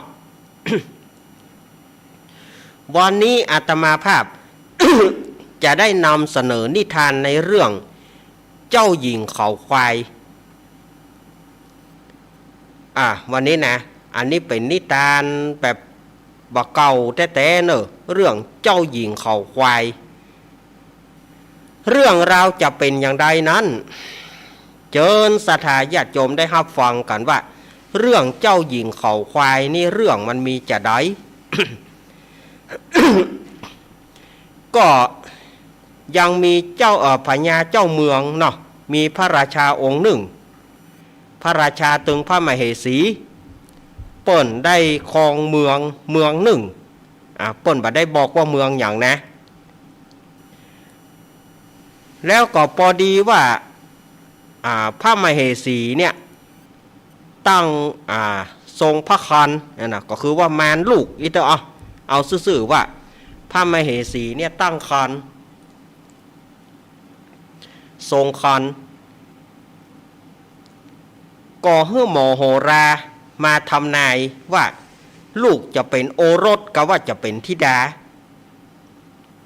จะเป็นโอรสหรือว่าจะเป็นธิดาแล้วก็ไปหน้าจะเป็นอย่างใดจะดีหรือหายเอกเปิ้นคือหมอโหรามาตายเนาะหมอโหรานะก็ เอาแป้นมา เกียง5 9เสียติดกับจันยี่60เสียการวันเดียว4 82เสียสุกกับปุด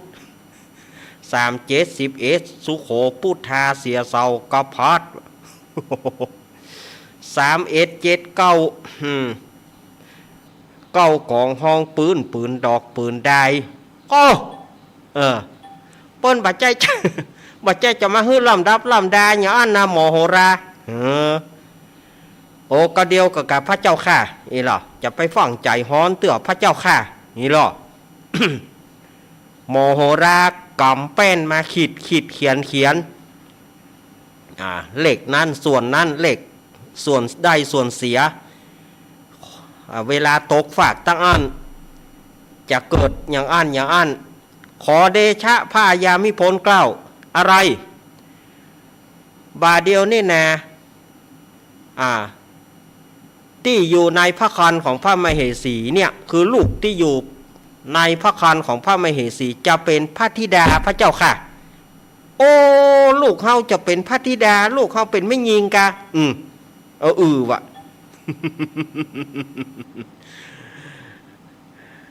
แต่จะเป็นพระธิดาจะมีรูปโฉมอันงามมากโอ้แล้วพระธิดาเขาจะได้อภิเษกกับเจ้าเมืองไหนนี่หรอหมอโหรานี่ก็เอาแป้นมาขีดแถมขีดเขียนขอเดชะพระยามิพลเกล้าอ่านว่าพระธิดาจะอภิเษกกับเจ้าเมืองไหนนั้นมาหาไม่ได้พระเจ้าค่ะเนี่ยหยังมันเป็นเพราะอันหยังเพราะว่าพระธิดาจะสิ้นพระชนเพราะเขาควายจะถูกควายควิดตายจะถูกควายควิดสิ้นพระชนฉะนั้น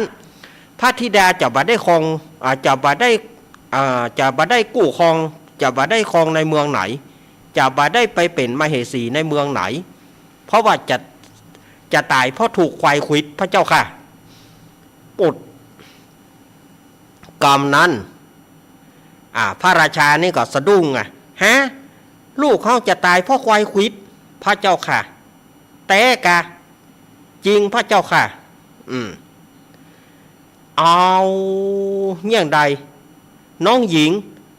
เธอต้องรักษาคันให้ดีนะจะไปอยู่ใกล้งัวใกล้ควายเนอะเธอนะอยู่ปราสาทปุ้นตั้งแต่นี้ไปต้นไปเธอจงอยู่ในปราสาทอย่างเดียวเท่านั้นเอามูเสนาอามาตย์คอยพอเนอะอย่าฮื้อควายไก่มาตั้งนี้อย่าฮื้องัวฮื้อควายไก่มาตั้งนี้งัวควายไผ่ไก่มาตั้งนี้ไล่ถ้าบอกไปยิงลาบหวดอย่างเดียวเข้าใจก็พระเจ้าข้าอีหรอหมู่นางสนมตั้งหลายรักษาพระมเหสีเนอะอย่าให้ได้พลาดภาคสายตานะก็บอกอันคอสู่จะปุดนะเพค่ะนี่หรอแต่พระราชานี่เข่งได้เหี้ยมอะละหรอกท ทีนี้ก็พอถึงกำหนดพระธิดาองค์เนี่ยหรือว่าเจ้าหญิงน้อยองค์นี้ก็ประสูติเกิดมาพอเกิดมาผู้เป็นป่อนี่ก็พระราชาผู้เป็นป่อนี่อย่างใดกลัวอันตรายมาเกิดขึ้นกับลูกก็เลยแปลงปราสาทเสาเดียวสถาญาติโยมแปลงปราสาทเสาเดียวเฮ้ยอยู่ปุ่นนะอยู่จันเจ็ดปุ่นปราสาทเสาเดียวมั่มดีโกนมาฮะโดนฝนโดนลมมั่มดีโกนลงมาวะนะโกนลงมากับพระธิดากับเลี้ยวอาบมาปะเนอที่นี่ก็ตั้งนางสนมกำนันไว้16,000นางเพื่อให้รักษาพระธิดาหรือเจ้าหญิงตัวน้อยไว้งัวควายผายตึงบ่ให้ได้ก้ำไก่มาในเขตราชฐานนั้นน่ะบ่ให้ได้ไก่เขตปราสาทราชมณฑลของเจ้าหญิงหรือว่าพระธิดาพระธิดาก็จึงบ่ได้ไปไหนอยู่บนปราสาทเสาเดียวฮะนะโดยมีนางสนมกำนัน16,000นางเป็นบริวารคอยถวายข้าวถวายน้ำเสด็จแม่ก็ไปเอี่ยวหาเสด็จพ่อก็ไปเอี่ยวหาพระธิดานี่ก็ถามว่าที่คนอื่นยังไปได้เนี่ยอย่างลูกจะไปไหนบ่ได้พระราชาก็จึงเล่าเรื่องเนี้ยให้ลูกฟังว่าลูกจะตายกับเขาควายแต่นั้นลูกอย่าได้ประมาทนะจะไปไหนเนอะจนถึงพระธิดาหรือว่าเจ้าหญิงเนี่ยเป็นสาวอายุ16ก็ฝ่ายพระราชานี่ก็ไว้วางใจแล้วว่าโอ้ลูกเขาอายุ16แล้วคงบ่เป็นอย่างละแต่ก็ยังบ่ปล่อยได้นะบ่ปล่อยให้ลงดินคือบ่ให้ลงดินนะให้อยู่ปราสาทเสาเดียว7 จันนั่นนะให้อยู่ไว้หั่นบ่ต้องไปไหนอยู่ปราสาทเสาเดียวนั่นนะวันเวลาผ่านไปมีอยู่วันหนึ่งบรรดานางสนมกำนันก็พากันไปแอบน้ำแล้วก็พากันไปเก็บดอกเก็บดวงกันเนาะพากันไปเก็บดอกไปเก็บดอกมาเน็บผมกาพากันไปเล่นไปอย่างก็ละพระธิดาไว้ทีนี้พระธิดาก็ทอดพระเนตรไปหันหวีเขาควายสถาญาติโยมไปหั่นใส่หวีทำด้วยเขาควายหวีผมเท่านี้นะก็เลยกึศใจว่าจะลองเอามาหวีผมพอก็เปิ้นห้ามแน่พระธิดาเปิ้นห้ามแล้วตัวอย่าไปใจได้เปิ้นถือว่าพระธิดาจะตายกับเขาควายนะแต่พระธิดานี่ก็ลืมมันเป็นด้วยกล่อมเปิ้นกำหูเนาะเป็นด้วยกล่อมเปิ้นมาบังกะจะเป็นด้วยล่างเปิ้นได้มาตายอย่างอันกะพระธิดาก็จึงลักหยิบหวีเอามาหวีเขาควายเปิ้นทำด้วยเขาควายผ่าเกิ่งก็เลยเอามาหวีผมพอหวีครั้งแรกก็บ่เป็นอย่างหวีเข้าไปหำกำก็ปรากฏว่าหวีนั้นไปคืดหวีนั้นก็เกิดไปคืดหนังหัวของพระธิดามีสมองกะอ่องกะเลือดกะสมองเปิดเลยสถาญาติโยมสมองเปิดมีตึงสมองสิ้นพระชนขำตี้บ่ได้สักสักหาวส่วนว่านางสนมกำนันเมื่อ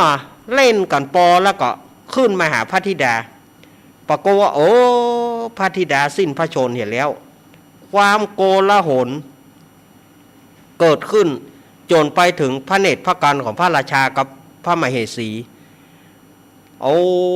ขนาดว่าหวีเขาควายบ่ได้ก่อนยังทำให้ลูกเขาตายเปิ้นว่าลูกเขาจะตายก็เขาควายก็สู่เขาเอามาไว้อย่างนี้กูถึงบอกว่าจะไปฮึกแม้แต่อันอย่างที่มันเป็นส่วนของเขาควายจะไปเอามาไว้นี่ลูกกูต้องมาตายกับเขาหวีเขาควายนี่โอ้ยน้อ เสียพระทัยพระราชานี่นะเสียพระทัยเสียอกเสียใจหาที่ไหนบ่เต้าจะโตดภัยเล่า โตดไผ่ก็บ่ได้สถานญาติโยมอันเนี้ยเปิ้นก็บอกว่าเปิ้นถึงบอกแล้วว่าเจ้าหญิงเนี่ยจะต้องตายก็เผาควายจะไปมองข้ามว่าหวีเนี่ยมันก็หวีนี่มันทำด้วยอย่างสถานญาติโยม หวีนี่มันทำด้วยเขาควายพระธิดาก็เอาไปหวีหัวก็บอกว่าไปคืดหัวตายสถานญาติโยมตายเนี่ยเปิ้นว่าแล้วจะไปเหลือกรรมเนอะเปิ้นบอกว่าเปิ้นห้ามอันใดโดยเฉพาะอย่างยิ่งละเอกละอ่อน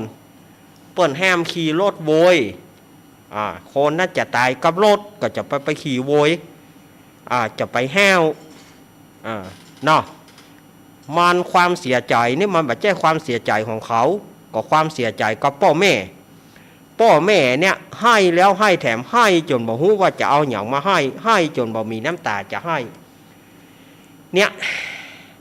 ผิดแล้วมันแก้ไขอย่างบ่ได้สถานญาติโยมเหมือนเจ้าหญิงเนี่ยแม้แต่หวีเองก็ยังว่าต้องมาเสียชีวิตเพราะว่าด้วยหวีเขาควายเนี่ยเนาะอาตมาก็ได้เล่านิทานให้กับสถานญาติโยมได้ฟังกันนะถ้าไผ่บาเลี้ยวใจเดี๋ยวอาตมาจะไปเล่า104แห่งกรรมหนึ่งในคืนวันเสาร์บัดเสาร์ก็ติดเนี่ยเดี๋ยวอาตมาจะไปเล่าให้ฟังแห่งกรรมเนาะเรื่องเจ้าหญิงเขาควายเอาละสถานญาติโยมฟังนิทานแล้วเขาก็มาฟังละครกันเนาะเขาก็มาฟังละครกันดีกว่าละครคณะไอ้ก้อนและทีมงานยกเวทีฮื้อเข้ามาตึงลุงไอ้ตึงไอ้ก้อนนั่นเข้ามายกเวทีฮื้อจะเล่นละครวิทยุละจะเล่นละครประกอบเพลงเรื่องความรักเหมือนยาขมอีกไอ้ก้อนว่านะบอกว่าไอ้ก้อนว่าจะได้สวัสดีครับสวัสดีครับสวัสดีครับพ่อแม่พี่น้องสวัสดีครับคุณผู้ฟังที่เคารพวันนี้นายก้อนทองมาแล้วเนอะ นายก้อนทองมาแล้วเนอะวันนี้นะจะมาเล่นละครให้ฟังเนอะไม่ใช่ก้อนโมก้า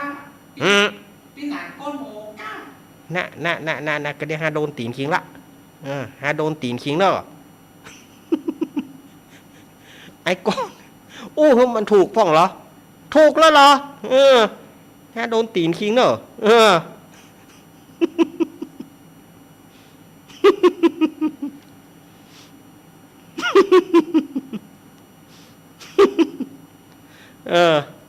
เอาละวันนี้คณะก้อนทองและสหายจะมาเล่นละครประกอบเพลงเรื่องความรักเหมือนยาขมอันนี้กับประสบการณ์เนาะมีแฟนก็เขาคนหน้ามนปื้นบื้นมีแฟนก็เขาคนหน้ามนเหมือนก้นหมาวอสุมาเถอะฮ่าใหม่นี่ฮักเฮากะเอาเข้ากันยังว่านั่นนี้เขาสแตงมาจุมันเรื่องมันก่อนชิมไปเหี่ยวหาแฟนกะก็น่าว่าน่าบ่เฮยเข้าห่างบ่ใครอู้กับแฮนี่บ่เฮยยังได้หมูแน่อีบอกน่ะโหหาใครไหวเยอะรู้ใจขึ้นหอมันใจการบ่ได้หานแน่ฮะบ่ใครตักใครต่อขี้ว่าเปิ้งเขายิงขว้างได้นะหมูนี่นะถ้ามีปืนให้กระทั่งหยอกกันนะไปเอาไปเอี่ยวหามันสักกรรมเนาะไปนะสวัสดีครับป่อไปป่อคืนป่อน้องมีไหนก็มันมีนี่ก็มันมีนี่คิงก็หอนละก็ป่อสบายดีก็ครับหยังคิงเป็นหมอกะป่อกินข้าวก็หยังครับน้ำพริกลามก็คิมเคยกินซะเถอะกะลูกสาวกุ้งมีนี่ ปุ้นประตูขั้นใดมาทางใดไปทางนั้นโอ้พ่อครับผมถามเต้น้องมีไหนจะไม่หยังข้ออีลำเหลือแต่ผมจะปีกแล้วเนอะประจำคิงอยู่นี่อีลำเหลือแต่บะหินจูดดิค่ะอุ้ยอ่านก็เกินแล้วไปนี่ แต่แปลว่ามันมีห้านนะคุณผู้ฟังบาตักบาตอไปป้อเขียนจดหมายขว้างมาบอกว่าพอกันทีว่ะความรักของเราสิ้นสุดแค่นี้พอนะคะเจ็บอกเจ็บใจเจ็นล้ำแต่มาหินจูดดีก่ะถ้าโอ๊ตบ่ได้ขอสักหน่วยอะโคตรละไปหอจัดหน้าฉันใดจะไปฮื้อได้ปะแถมเนอคนหลายใจนี่นะความฮักมันเหมือนยาขมความฮักที่ผสมอารมณ์ยิ่งกว่าขมเหลือยาก่อนเนี่ยเปิ้นว่าไผจะว่าความฮักมันหวานนะมันบ่หวานเนอะโคมเหลือฟ้าทลายโจรกันฟ้าทลายโจรกะจุ่มจะลิงกะเรียกว่าพี่กันแล้วกันเท่าความฮักนี่นะต่อไปบ่ฮักไผสักคนนะนี่ไปตุดีกว่ากะ แต่เปรียบความรักที่ดีเหมือนสีขาวถ้ารักร้าวแหลกลงก็คงหมองเหมือนเอาดินดำสนิทมาปิดทองถูกละอองน้ำกระเซ็นเห็นสีดำความฮักปอแล้วเนอะจะหนีละจะหนีแล้วเนอะต่อไปนี้นะความฮักมันขมความฮักมันเหมือนยาขมฮะตึ้งเอาไผ่แล้วนี่เดนี่ให้ไปเป๊กตุเลยดีกว่านี่ความฮักมันเหมือนยาขมอีป้อเหยใจขึ้นเนอะอีป้อเหยความฮักมันเหมือนยาขมกิ๊กขมกี่อีป้อเหยไผ่จะไปยังผมเนอะว่าดีว่าแต่ลวดไปแล้วนะจบละไอ้ยังได้น่ะก็มันจบแล้วลูกจบแล้วก็ไปอะกะแต่ยาเนอะวัสดีครับกินง่าย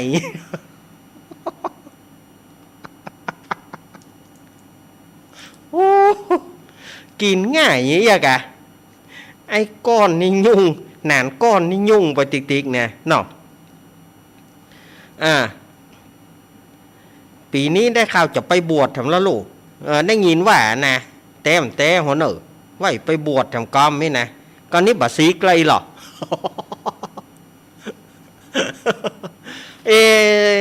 ก็บวชได้นะศรัทธาเขาจะเอาอยู่ก่อบวชนี่บวชได้นะศรัทธาเขาจะเอาอยู่ก่อนะกันเนาะมันหลายเตื่อแล้วไป เล่นกันไปเนอะศรัทธาญาติโยมจะไปถือไปตือกันเนอะเอาฟังเอาม่วนบ่ได้ถือว่าเป็นของแถมของรางวัลกันแล้วกันเนาะ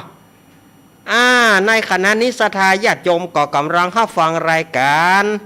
สารธรรมยามบ่ายยามแรงช่วงของธรรมะเพื่อชุมชนนะกันเนาะตอนนี้4 โมงเกิงอาตมาภาพก็จะขอรับสายจากศรัทธาญาติโยมดีกว่าเนาะศรัทธาญาติโยมอยู่จุดไหนตั้งใดก็ลองโทรมาว่าวันนี้ อยู่ไหนจ๊ะอยู่ตั้งใดก็ลองโทรเข้ามากันเนอะ0892140135 เจริญปอน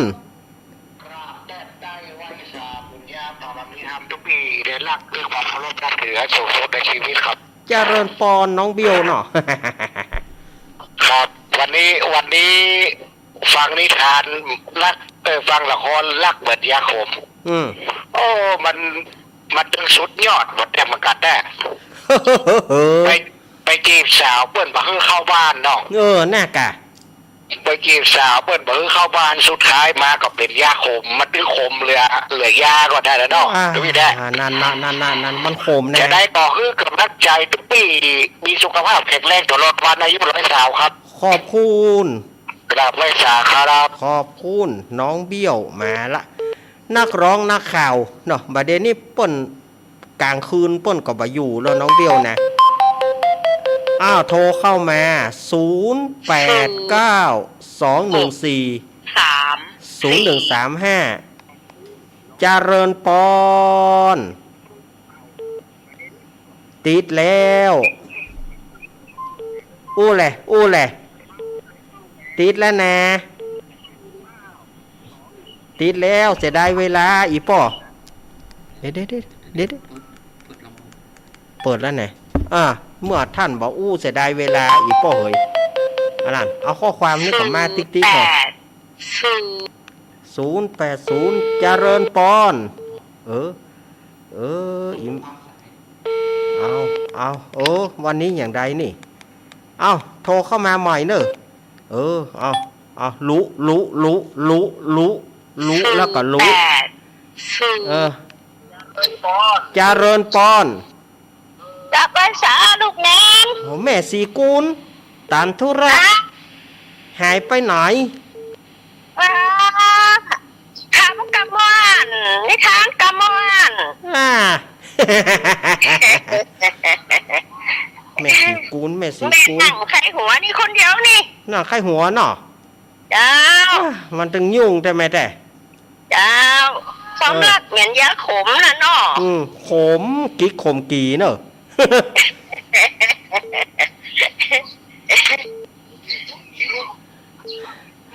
แม่สีกุล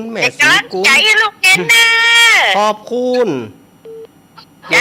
สีกุลตันธุระบ้านหนองลองตำบลบ้านเป้าอำเภอเมียงจังหวัดลำปางฝนตกกระเจ้าปุ้นบ่มีเจ้าเนาะเจ้าสัตว์นะขอบคุณแม่สีกุลตันธุระเนาะบ้านหนองลองเพื่อนนะเจริญปอนการไว้สาเจ้าลูกเนแม่สีทอนตะกี้สีกุลบัดเดนี่สีทอนมาละลูกเนก็ในขนาดจิ้มเสียง3 วีภาษาจิ้มบ่ได้นะเสียง3 วีไอ้แม่เฮ้ยจิ้มก็เต้เสียงเป็นเครื่องเหรอจ้ะบ่ฮู้มันนั่นชัดเจนดีแน่วันนี้นะครับไม่สิทอนฟังทางเฟซเนี่ยฟังทางเฟซเนาะเจ้าขอบคุณแม่สีทอน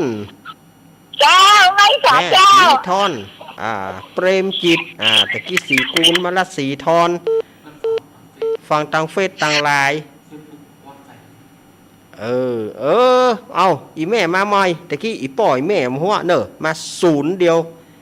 0892140135จะเริญปอน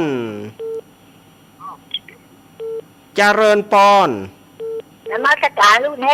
ยายพรอย่าออกตัวแจ้น่ะยายพรน่ะบัตรเปิ้ล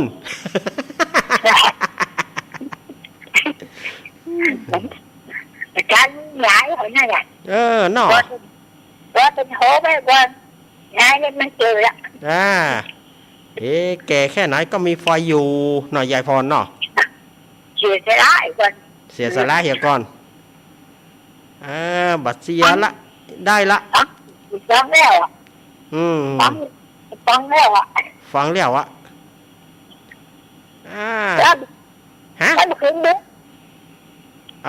นบื้นถ้าฟังท่านอาจารย์มหาเนอะครับคืนบื้นท่านมหาเปิ้นจะมาเนาะ ครับครับขอบคุณยายพร ค่ะ ยายพรยายพรถามว่ากลางคืนเนาะกลางคืนก็ท่านมหาสมชาติชาตปัญโยเนอร์ประเด็นนี้เปิ้นจัดโดยถาวรละ อาตมาภาพก็บ่มีอย่างละภาคกลางคืนเนาะก็บ่เป็นอย่างอาตมาภาพก็ได้จัดแล้วเหรอนี่ก็2 ชั่วโมงนั่นนะศรัทธาญาติโยมเหยท่านมหาเปิ้นก็มี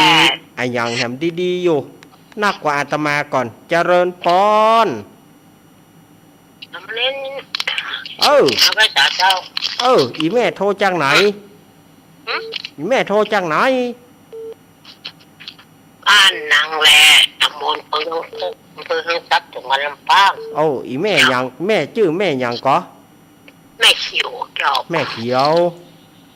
ล่มคือนิ่มในน้ำมันหน่อมได้เดี๋ยวที่น้ำมันนะ อันท่านมหาเนอแหมเบิ้นเนี่ยถ้าฟังท่านอาจารย์มหาเนาะ โอ้โหมันได้กินน้ำมันนะสามเณรนั่นนะครับนี่ ก็ถ้าเอาของหลวงพ่อเนอะถ้าเอาที่หลวงพ่อวันศุกร์ก็แล้วกันเนาะครับถ้าเอาที่หลวงพ่อวันศุกร์ก็แล้วกันเนาะแม่เนาะ เอาเกิดตอนนี้ตอน3 โมงเลยเนาะ 3 โมงนี่ลูกเนนบ่ได้สวดมนต์แม่เพราะว่าสาระมันนักถ้าช่วงกลางวันเนี่ยมันบ่มีโอกาสจะได้เจริญพุทธมนต์เนาะ เจ้า ครับขอบคุณแม่ ที่หล เขียว ว ง เน พ่อ อะ ทำเนี่ยคืนนะคะ เมื่อคืน2 ทุ่ม เจ้า ครับ เจ้า ยินดีแม่เนอะครับ รายการของอาตมาบ่มีละภาคกลางคืนเนาะเพราะว่าอาตมาภาพก็จะโอนสัญญาณไปก่อนเพราะว่าอาตมาภาพก็จะได้มอบท่านอาจารย์มหาถวายเวลาท่านอาจารย์มหาอีกเด้อท่านอาจารย์มหาเพิ่นจะได้มามาจาเนาะเจริญปอน ไว้สาหน้าเน็ก แม่บุญ เจ้า มาละกมาละ ฟังอยู่ดื้อ ฟังอยู่เนาะ เจ้าได้ฟังหลายอย่างด้วย ได้ก็ม่วนเนาะ อีกแกนอมแม่บุญเนาะ แม่บูนกำนันนุ่ยไม่น้อย ได้สวบว่าจ้ะ สวกว่าหาแต่ถามยังก็ว่าได้นะไม่บุญเนาะ เหลือจ้ะจะดีว่าหาเน็ต ก็น่าว่านะ แม่บูน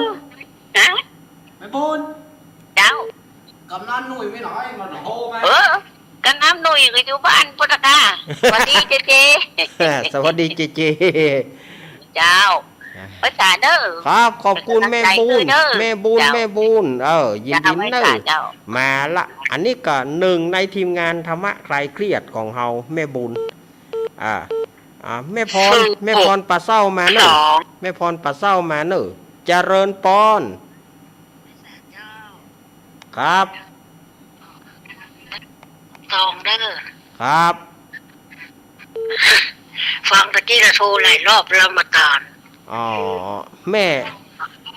มาแก้วเจ้า แม่เกี้ยวเนาะบ้านปะหัวเสือเนาะ ถามว่ามาฝึกบ้านนั่นนี่ของเปล่า ควงเปล่าไปตักจืดคนผิดทำละ ของเปล่าหมู่11เจ้าฟังอยู่เด้อ ครับแม่เกี้ยวเนาะ รอบผมมาก่อน บัดตอนเปิ้นเนาะ มาตาน เอาตานละจ้าไว้แสเด้อฟังอยู่เด้อ ครับยินดีแม่เกี้ยวเนอะอนุโมทนา ถูก เกี้ยวแม่เกี้ยวนี่เปิ้นอยู่ควงเปาควงเปาควงเปาเนอะเอามาแถมศรัทธาญาติโยมสาธุชนทั้งหลายฝ่ายที่จะโทรหาอาตมา0892140135มาแล้วเนอะเอาฝ่ายจะโทรหาอาตมาตันปะเลอะปะเต๋อมาเจริญปอน ภาษาเด้อเน้นเด้อไม่เคยคนช่วยชีวิตมาเด้อ มาแล้วแม่เพนคนสู้ชีวิต เจ้าถ้าเปลี่ยนเด้อม่วนแต่ว่าบ้านในลากคนเนี้ยเต้ทำกับม่วนนิทานกับม่วนละครกับม่วนมันคืออย่างเด้อ วันนี้เป็นม่วนมน หนั เนาะ งเข้าหัวหนังเข้าหัวนี่ก็ม่วนดีเนาะกำลังจะเจ็บเป็นเน้นเด้อ ขอบคุณแม่เพนยินดีแม่เพน เจ้าไว้ค่ะเจ้า แม่เพนคนสู้ชีวิตตะกี้ยืมมันนี่ไปหน่อยเนอะยืมสโลแกนแม่เพนหน่อยนะตะกี้อีแม่เหยมาใหม่มีอย่าง06บ่ได้อ่ะอีแม่โยมโดนเปิ้นตีละเปิ้นตีไปทางใดโหล่ะ9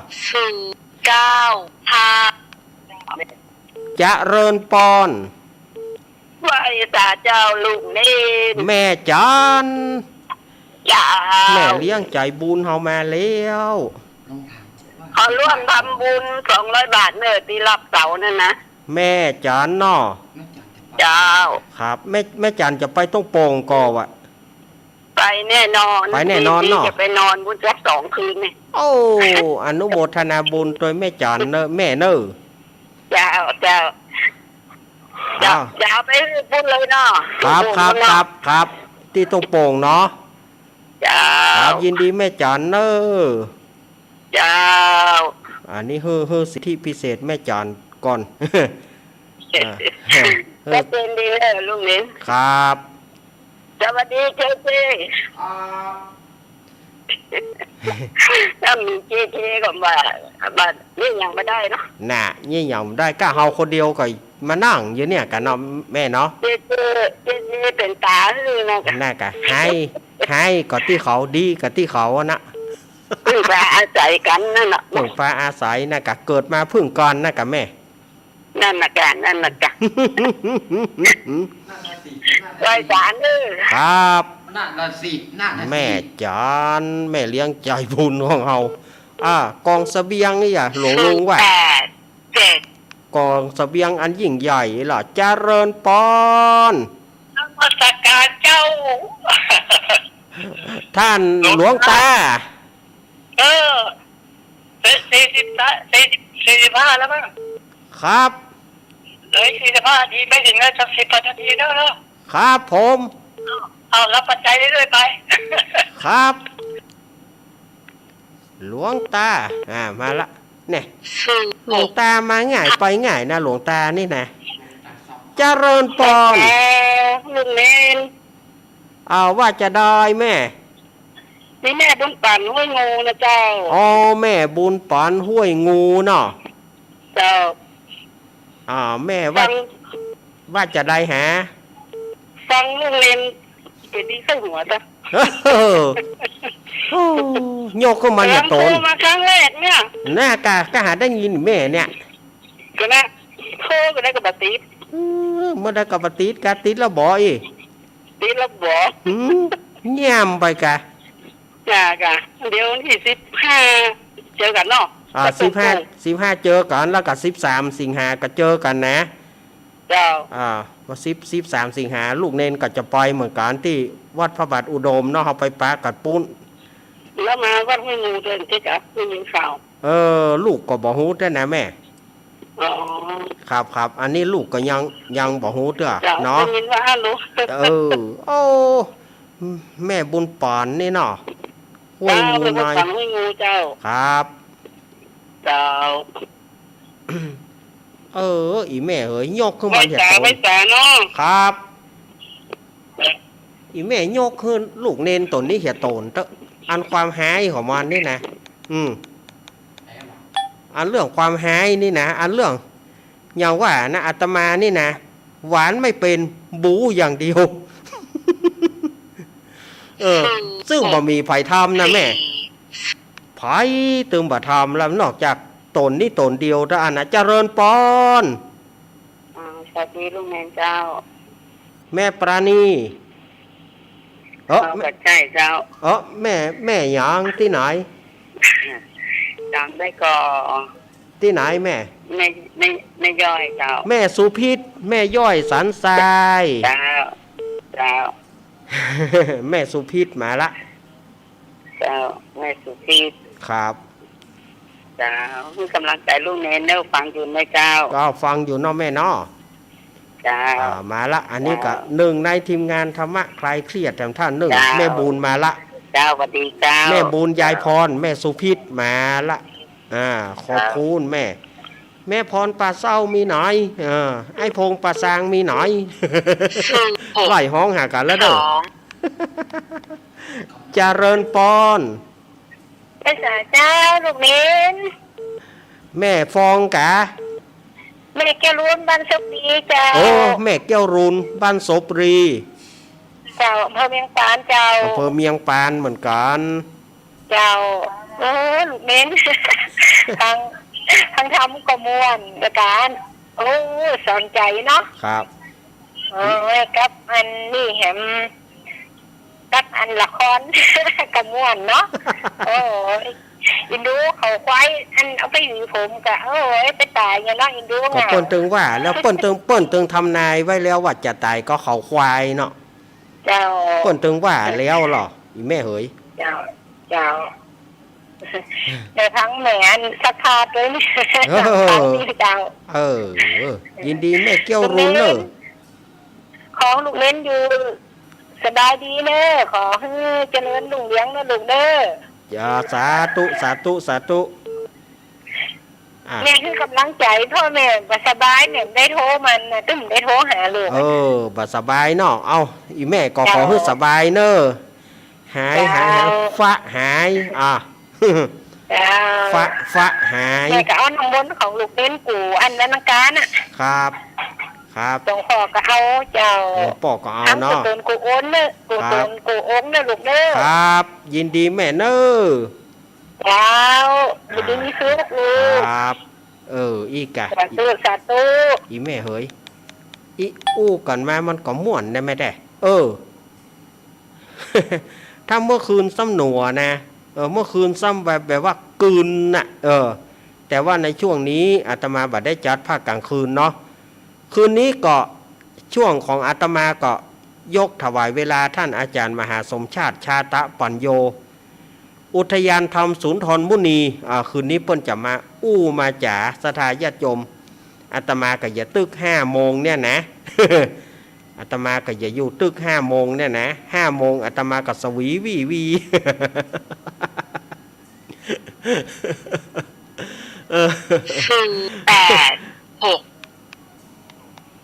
เจริญปอนจ้าลุงเน้นแม่โทรจะเป็นคลิปสายคลิปเดียวนี่บัดนี้นี่กำลังคลิปนี่โอ้ยกำเดียวกันกะเดียวกะไอ้แม่โทรจากที่ไหนบังเงินเนี่ยกะบัดบุญเนี่ยว่าอีแม่หยังแม่แก้วมันบังเงินแม่กะอันนี้ก็แม่แก้วเหมือนกันเนาะแม่แก้วบังเงินบ้านอยู่บ้านตัวนอนไปเด้อตะบนบังเงินนี่เด้อ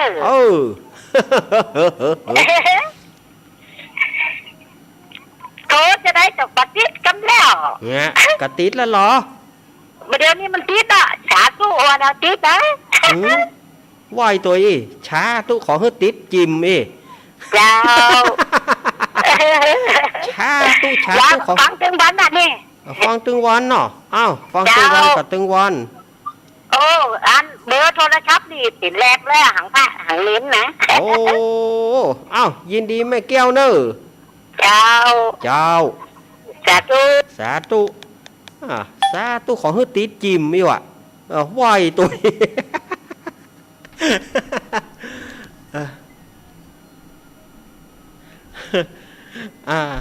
ฝ่ายจะโทรก็ตานอยู่เนอะ0892140135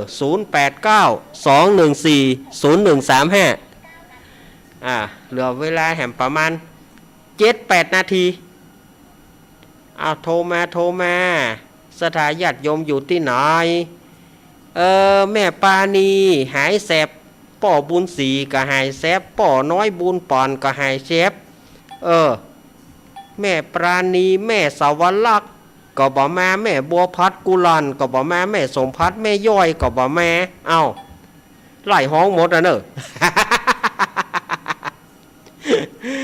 แม่เล็กชายประการถ้าถึงชายประการก็ฝากความกึศเติงหาแม่เหยเด้อเนอะแม่เหยซึ่งความจริงก็เป็นญาติกันเนี่ยนะแม่เหยนะก็ขอให้เปิ้นว่าได้ยินว่าบัดสบายก็ขอให้หายไวๆเนี่ยแม่เหยเนอะเป็นกำลังใจให้ทุกท่านตัวเจริญปอน แม่ ไว้ วางไว้ใจ แม่แล้วมาตะกี้ อีแม่โทรจากที่ไหน จังนางแม่เจ้าน างแรม โคลุงพัดเจ้า แม่ยัง แม่พิสมัยเจ้า โอ้แม่พิสมัยมาละ เจ้า เมื่อใดก็บ่จำชื่อเปิ้นอาตมานี่นะยุ่งในแม่เอ้ย เจ้า สุมา แม่ เถ เรา อะ ไปซื้อน้องไปซื้อลุงเล่นได้ออกมาหน่อมเดียวเนาะ บ่ได้ออกแล้วจะเป็นท่านอาจารย์มหาเนอะ เจ้า ครับฟังท่านอาจารย์ม เจ้า หากันแล้วกัน เป็ เน น อะ ร้องใจไหมเจ้า ครับ เจ้าสาธุสา ขอบ ธุ คุณอนุโมทนาแม่พี่สมัย เก้า เจริญปอนเจริญปอนอุ้ย เฮ้ยมันคือวันเจ้า โอ้จากตั้งได้ เจ้า เดี๋ยวแม่ปิดวิทยุก่อน แม่ปิดวิทยุแม่ก่อน แม่ปิดวิทยุก่อน โอ้แม่เปิ้นบ่ปิดวิทยุแม่แน่ก็ยุ่งละแม่เฮ้ยแม่ต้องปิดวิทยุก่อนกะถ้าอันไหว้สาเจ้ามันก็บ่เข้าใจอันแม่ก็บ่เข้าใจกันนะมันยุ่งกันนะเพราะว่าวิทยุจะจ้าไป1 นาทีเกือบ2 นาทีนาทีปลายกว่ามันจะถึงเพื่ออีแม่จะไปไหว้สาเจ้าติดวิทยุ หน่อหน่อเจริญปอนจากทางใดแม่ มาละแม่มารีวันพี่เคาะงาน เจ้า แม่ว่าจะได้ ม่วนดีอยู่ ม่วนดีอยู่หน่อ ฟังมันลูกเล่นกับคนเท่าอู้กันนะม่วนดี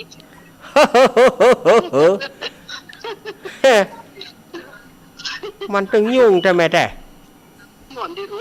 ยกขึ้นมาเหี่ยคน คนเท่าก็ชอบตลกอ่ะ ยกขึ้นมาเหี่ยคนเตอะลูกเนนตนนี่นะก็จ้าว่ามันล่วงรอบดับขอนไปเขาจะกึดเติงหามละ รู้ที่เขาจะท่าเอาน้ำมูลถูกปะ หน้ากะบ่ได้เตเนอถ้าฟังท่านอาจารย์มหา ไปไหนจิ้มย่าน้ำมูลให้เขาอ่ะ ก็คือประเด็นนี้เป็นรายการของท่านอาจารย์มหาเนาะ อ๋อ ครับถ้า แต่ที่จะโทษแม่ไม่ใช่เขาขอโทษหากันหรอกเรื่องนั้นมหาสมชาติอ่ะ ครับ ไปจำนายก็ไม่จะเข้าไปพวกอ่ะ ก็น่ากะยินดีแม่เนอ เจ้า ยินดีเนอ เจ้า ครับ ยินดีแม่เนอแม่มาริวันพี่เคาะงานปุ้นไกวบ้านคายนอกอำเภอแม่อายป้วนเนอแม่ถ้าว่า15ถ้าแม่ไปลำปางกับป้าก่อนเนอเจริญปอนจากที่ไหนจากที่ไหน จากกันทากากันแม่ทาเจ้า แม่ชื่อแม่หยังรายงานตัวหน่อย แม่จันเพนเจ้า แม่จันเพนเนาะ ฟังตลอดเลยเจ้า ฟังตลอด ใหญ่นะเจ้า เพื่อกำลังใจเสมอ เจ้า ยินดี เจ้า ครับ เวลาเหลือ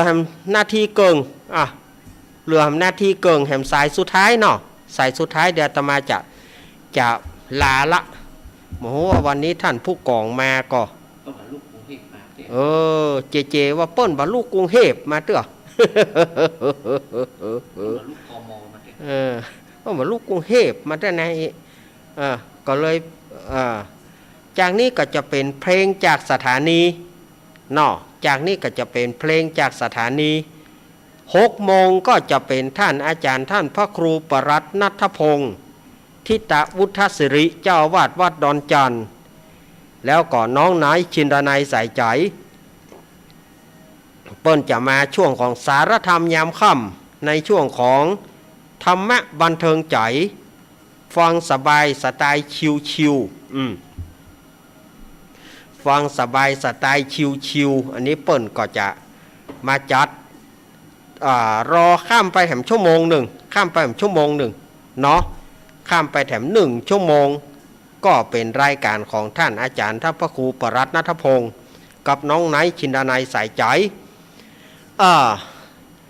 ส่วนว่าภาคกลางคืน2 ทุ่มถึง4 ทุ่มก็เป็นท่านอาจารย์มหาสมชาติชาตะปัญโยเวลาหมดเห็นแล้วแม่เหยมาบัดตานแล้วช้าไปต่อย เอาสายสุดท้ายเอาคนเฮา เจริญปอน ครับไว้สาครับลุงเน้นครับ ป่อหลวงวิน ครับครับ ป่อหลวงวินตานอยู่สุดท้ายพอดี กำลังใจเนอะ ครับยินดีเนอ ครับ ครับยินดีป่อหลวงวินเนออ้าวเวลาอาตมาโมเถียแล้วอาตมาภาพก็ต้องนำเอารายการธรรมะเพื่อชุมชนในรายการสารธรรมยามบ่ายยามแรงช่วงธรรมะของชุมชนเพื่อชุมชนโอ้ยจะลืมรายการตัวเก่าหอสถาญาติโยมมัดเนี่ยเพราะว่าเหือล่มก็ล่มเมื่อจอดตาบอดก็บอดเมื่อเท่าก็จะจบแล้วว่าบ่ถูกบ่เถือ อาตมาภาพก็ต้องนำเอารายการสารธรรมยามบ่ายยามแรงช่วงของธรรมะเพื่อชุมชนอำลาสถาญาติโยมไปก่อนอังการหน้าก้อยปะก่อนแถมใหม่วันนี้โชคดีมีชัยจงเป็นของสถาญาติโยมทุกท่านอยู่ดีกินหวานตาลต้อมเน้อต่อไปนี้ก็จะเป็นรายการเพลง1 ชั่วโมงแล้วก็จะเป็นรายการสารธรรมยามค่ำต่อจากอาตมาภาพ6 โมงถึง2 ทุ่มท่านอาจารย์พระครูปรัตน์ณัฐพงศ์ทิตาวุฒศิริแล้วก่อนน้องไนท์ชินดานัยสายใจสำหรับอาตมาภาพขอกล่าวคำว่าอายุวันโนสุขังพระลังขอเจริญปอน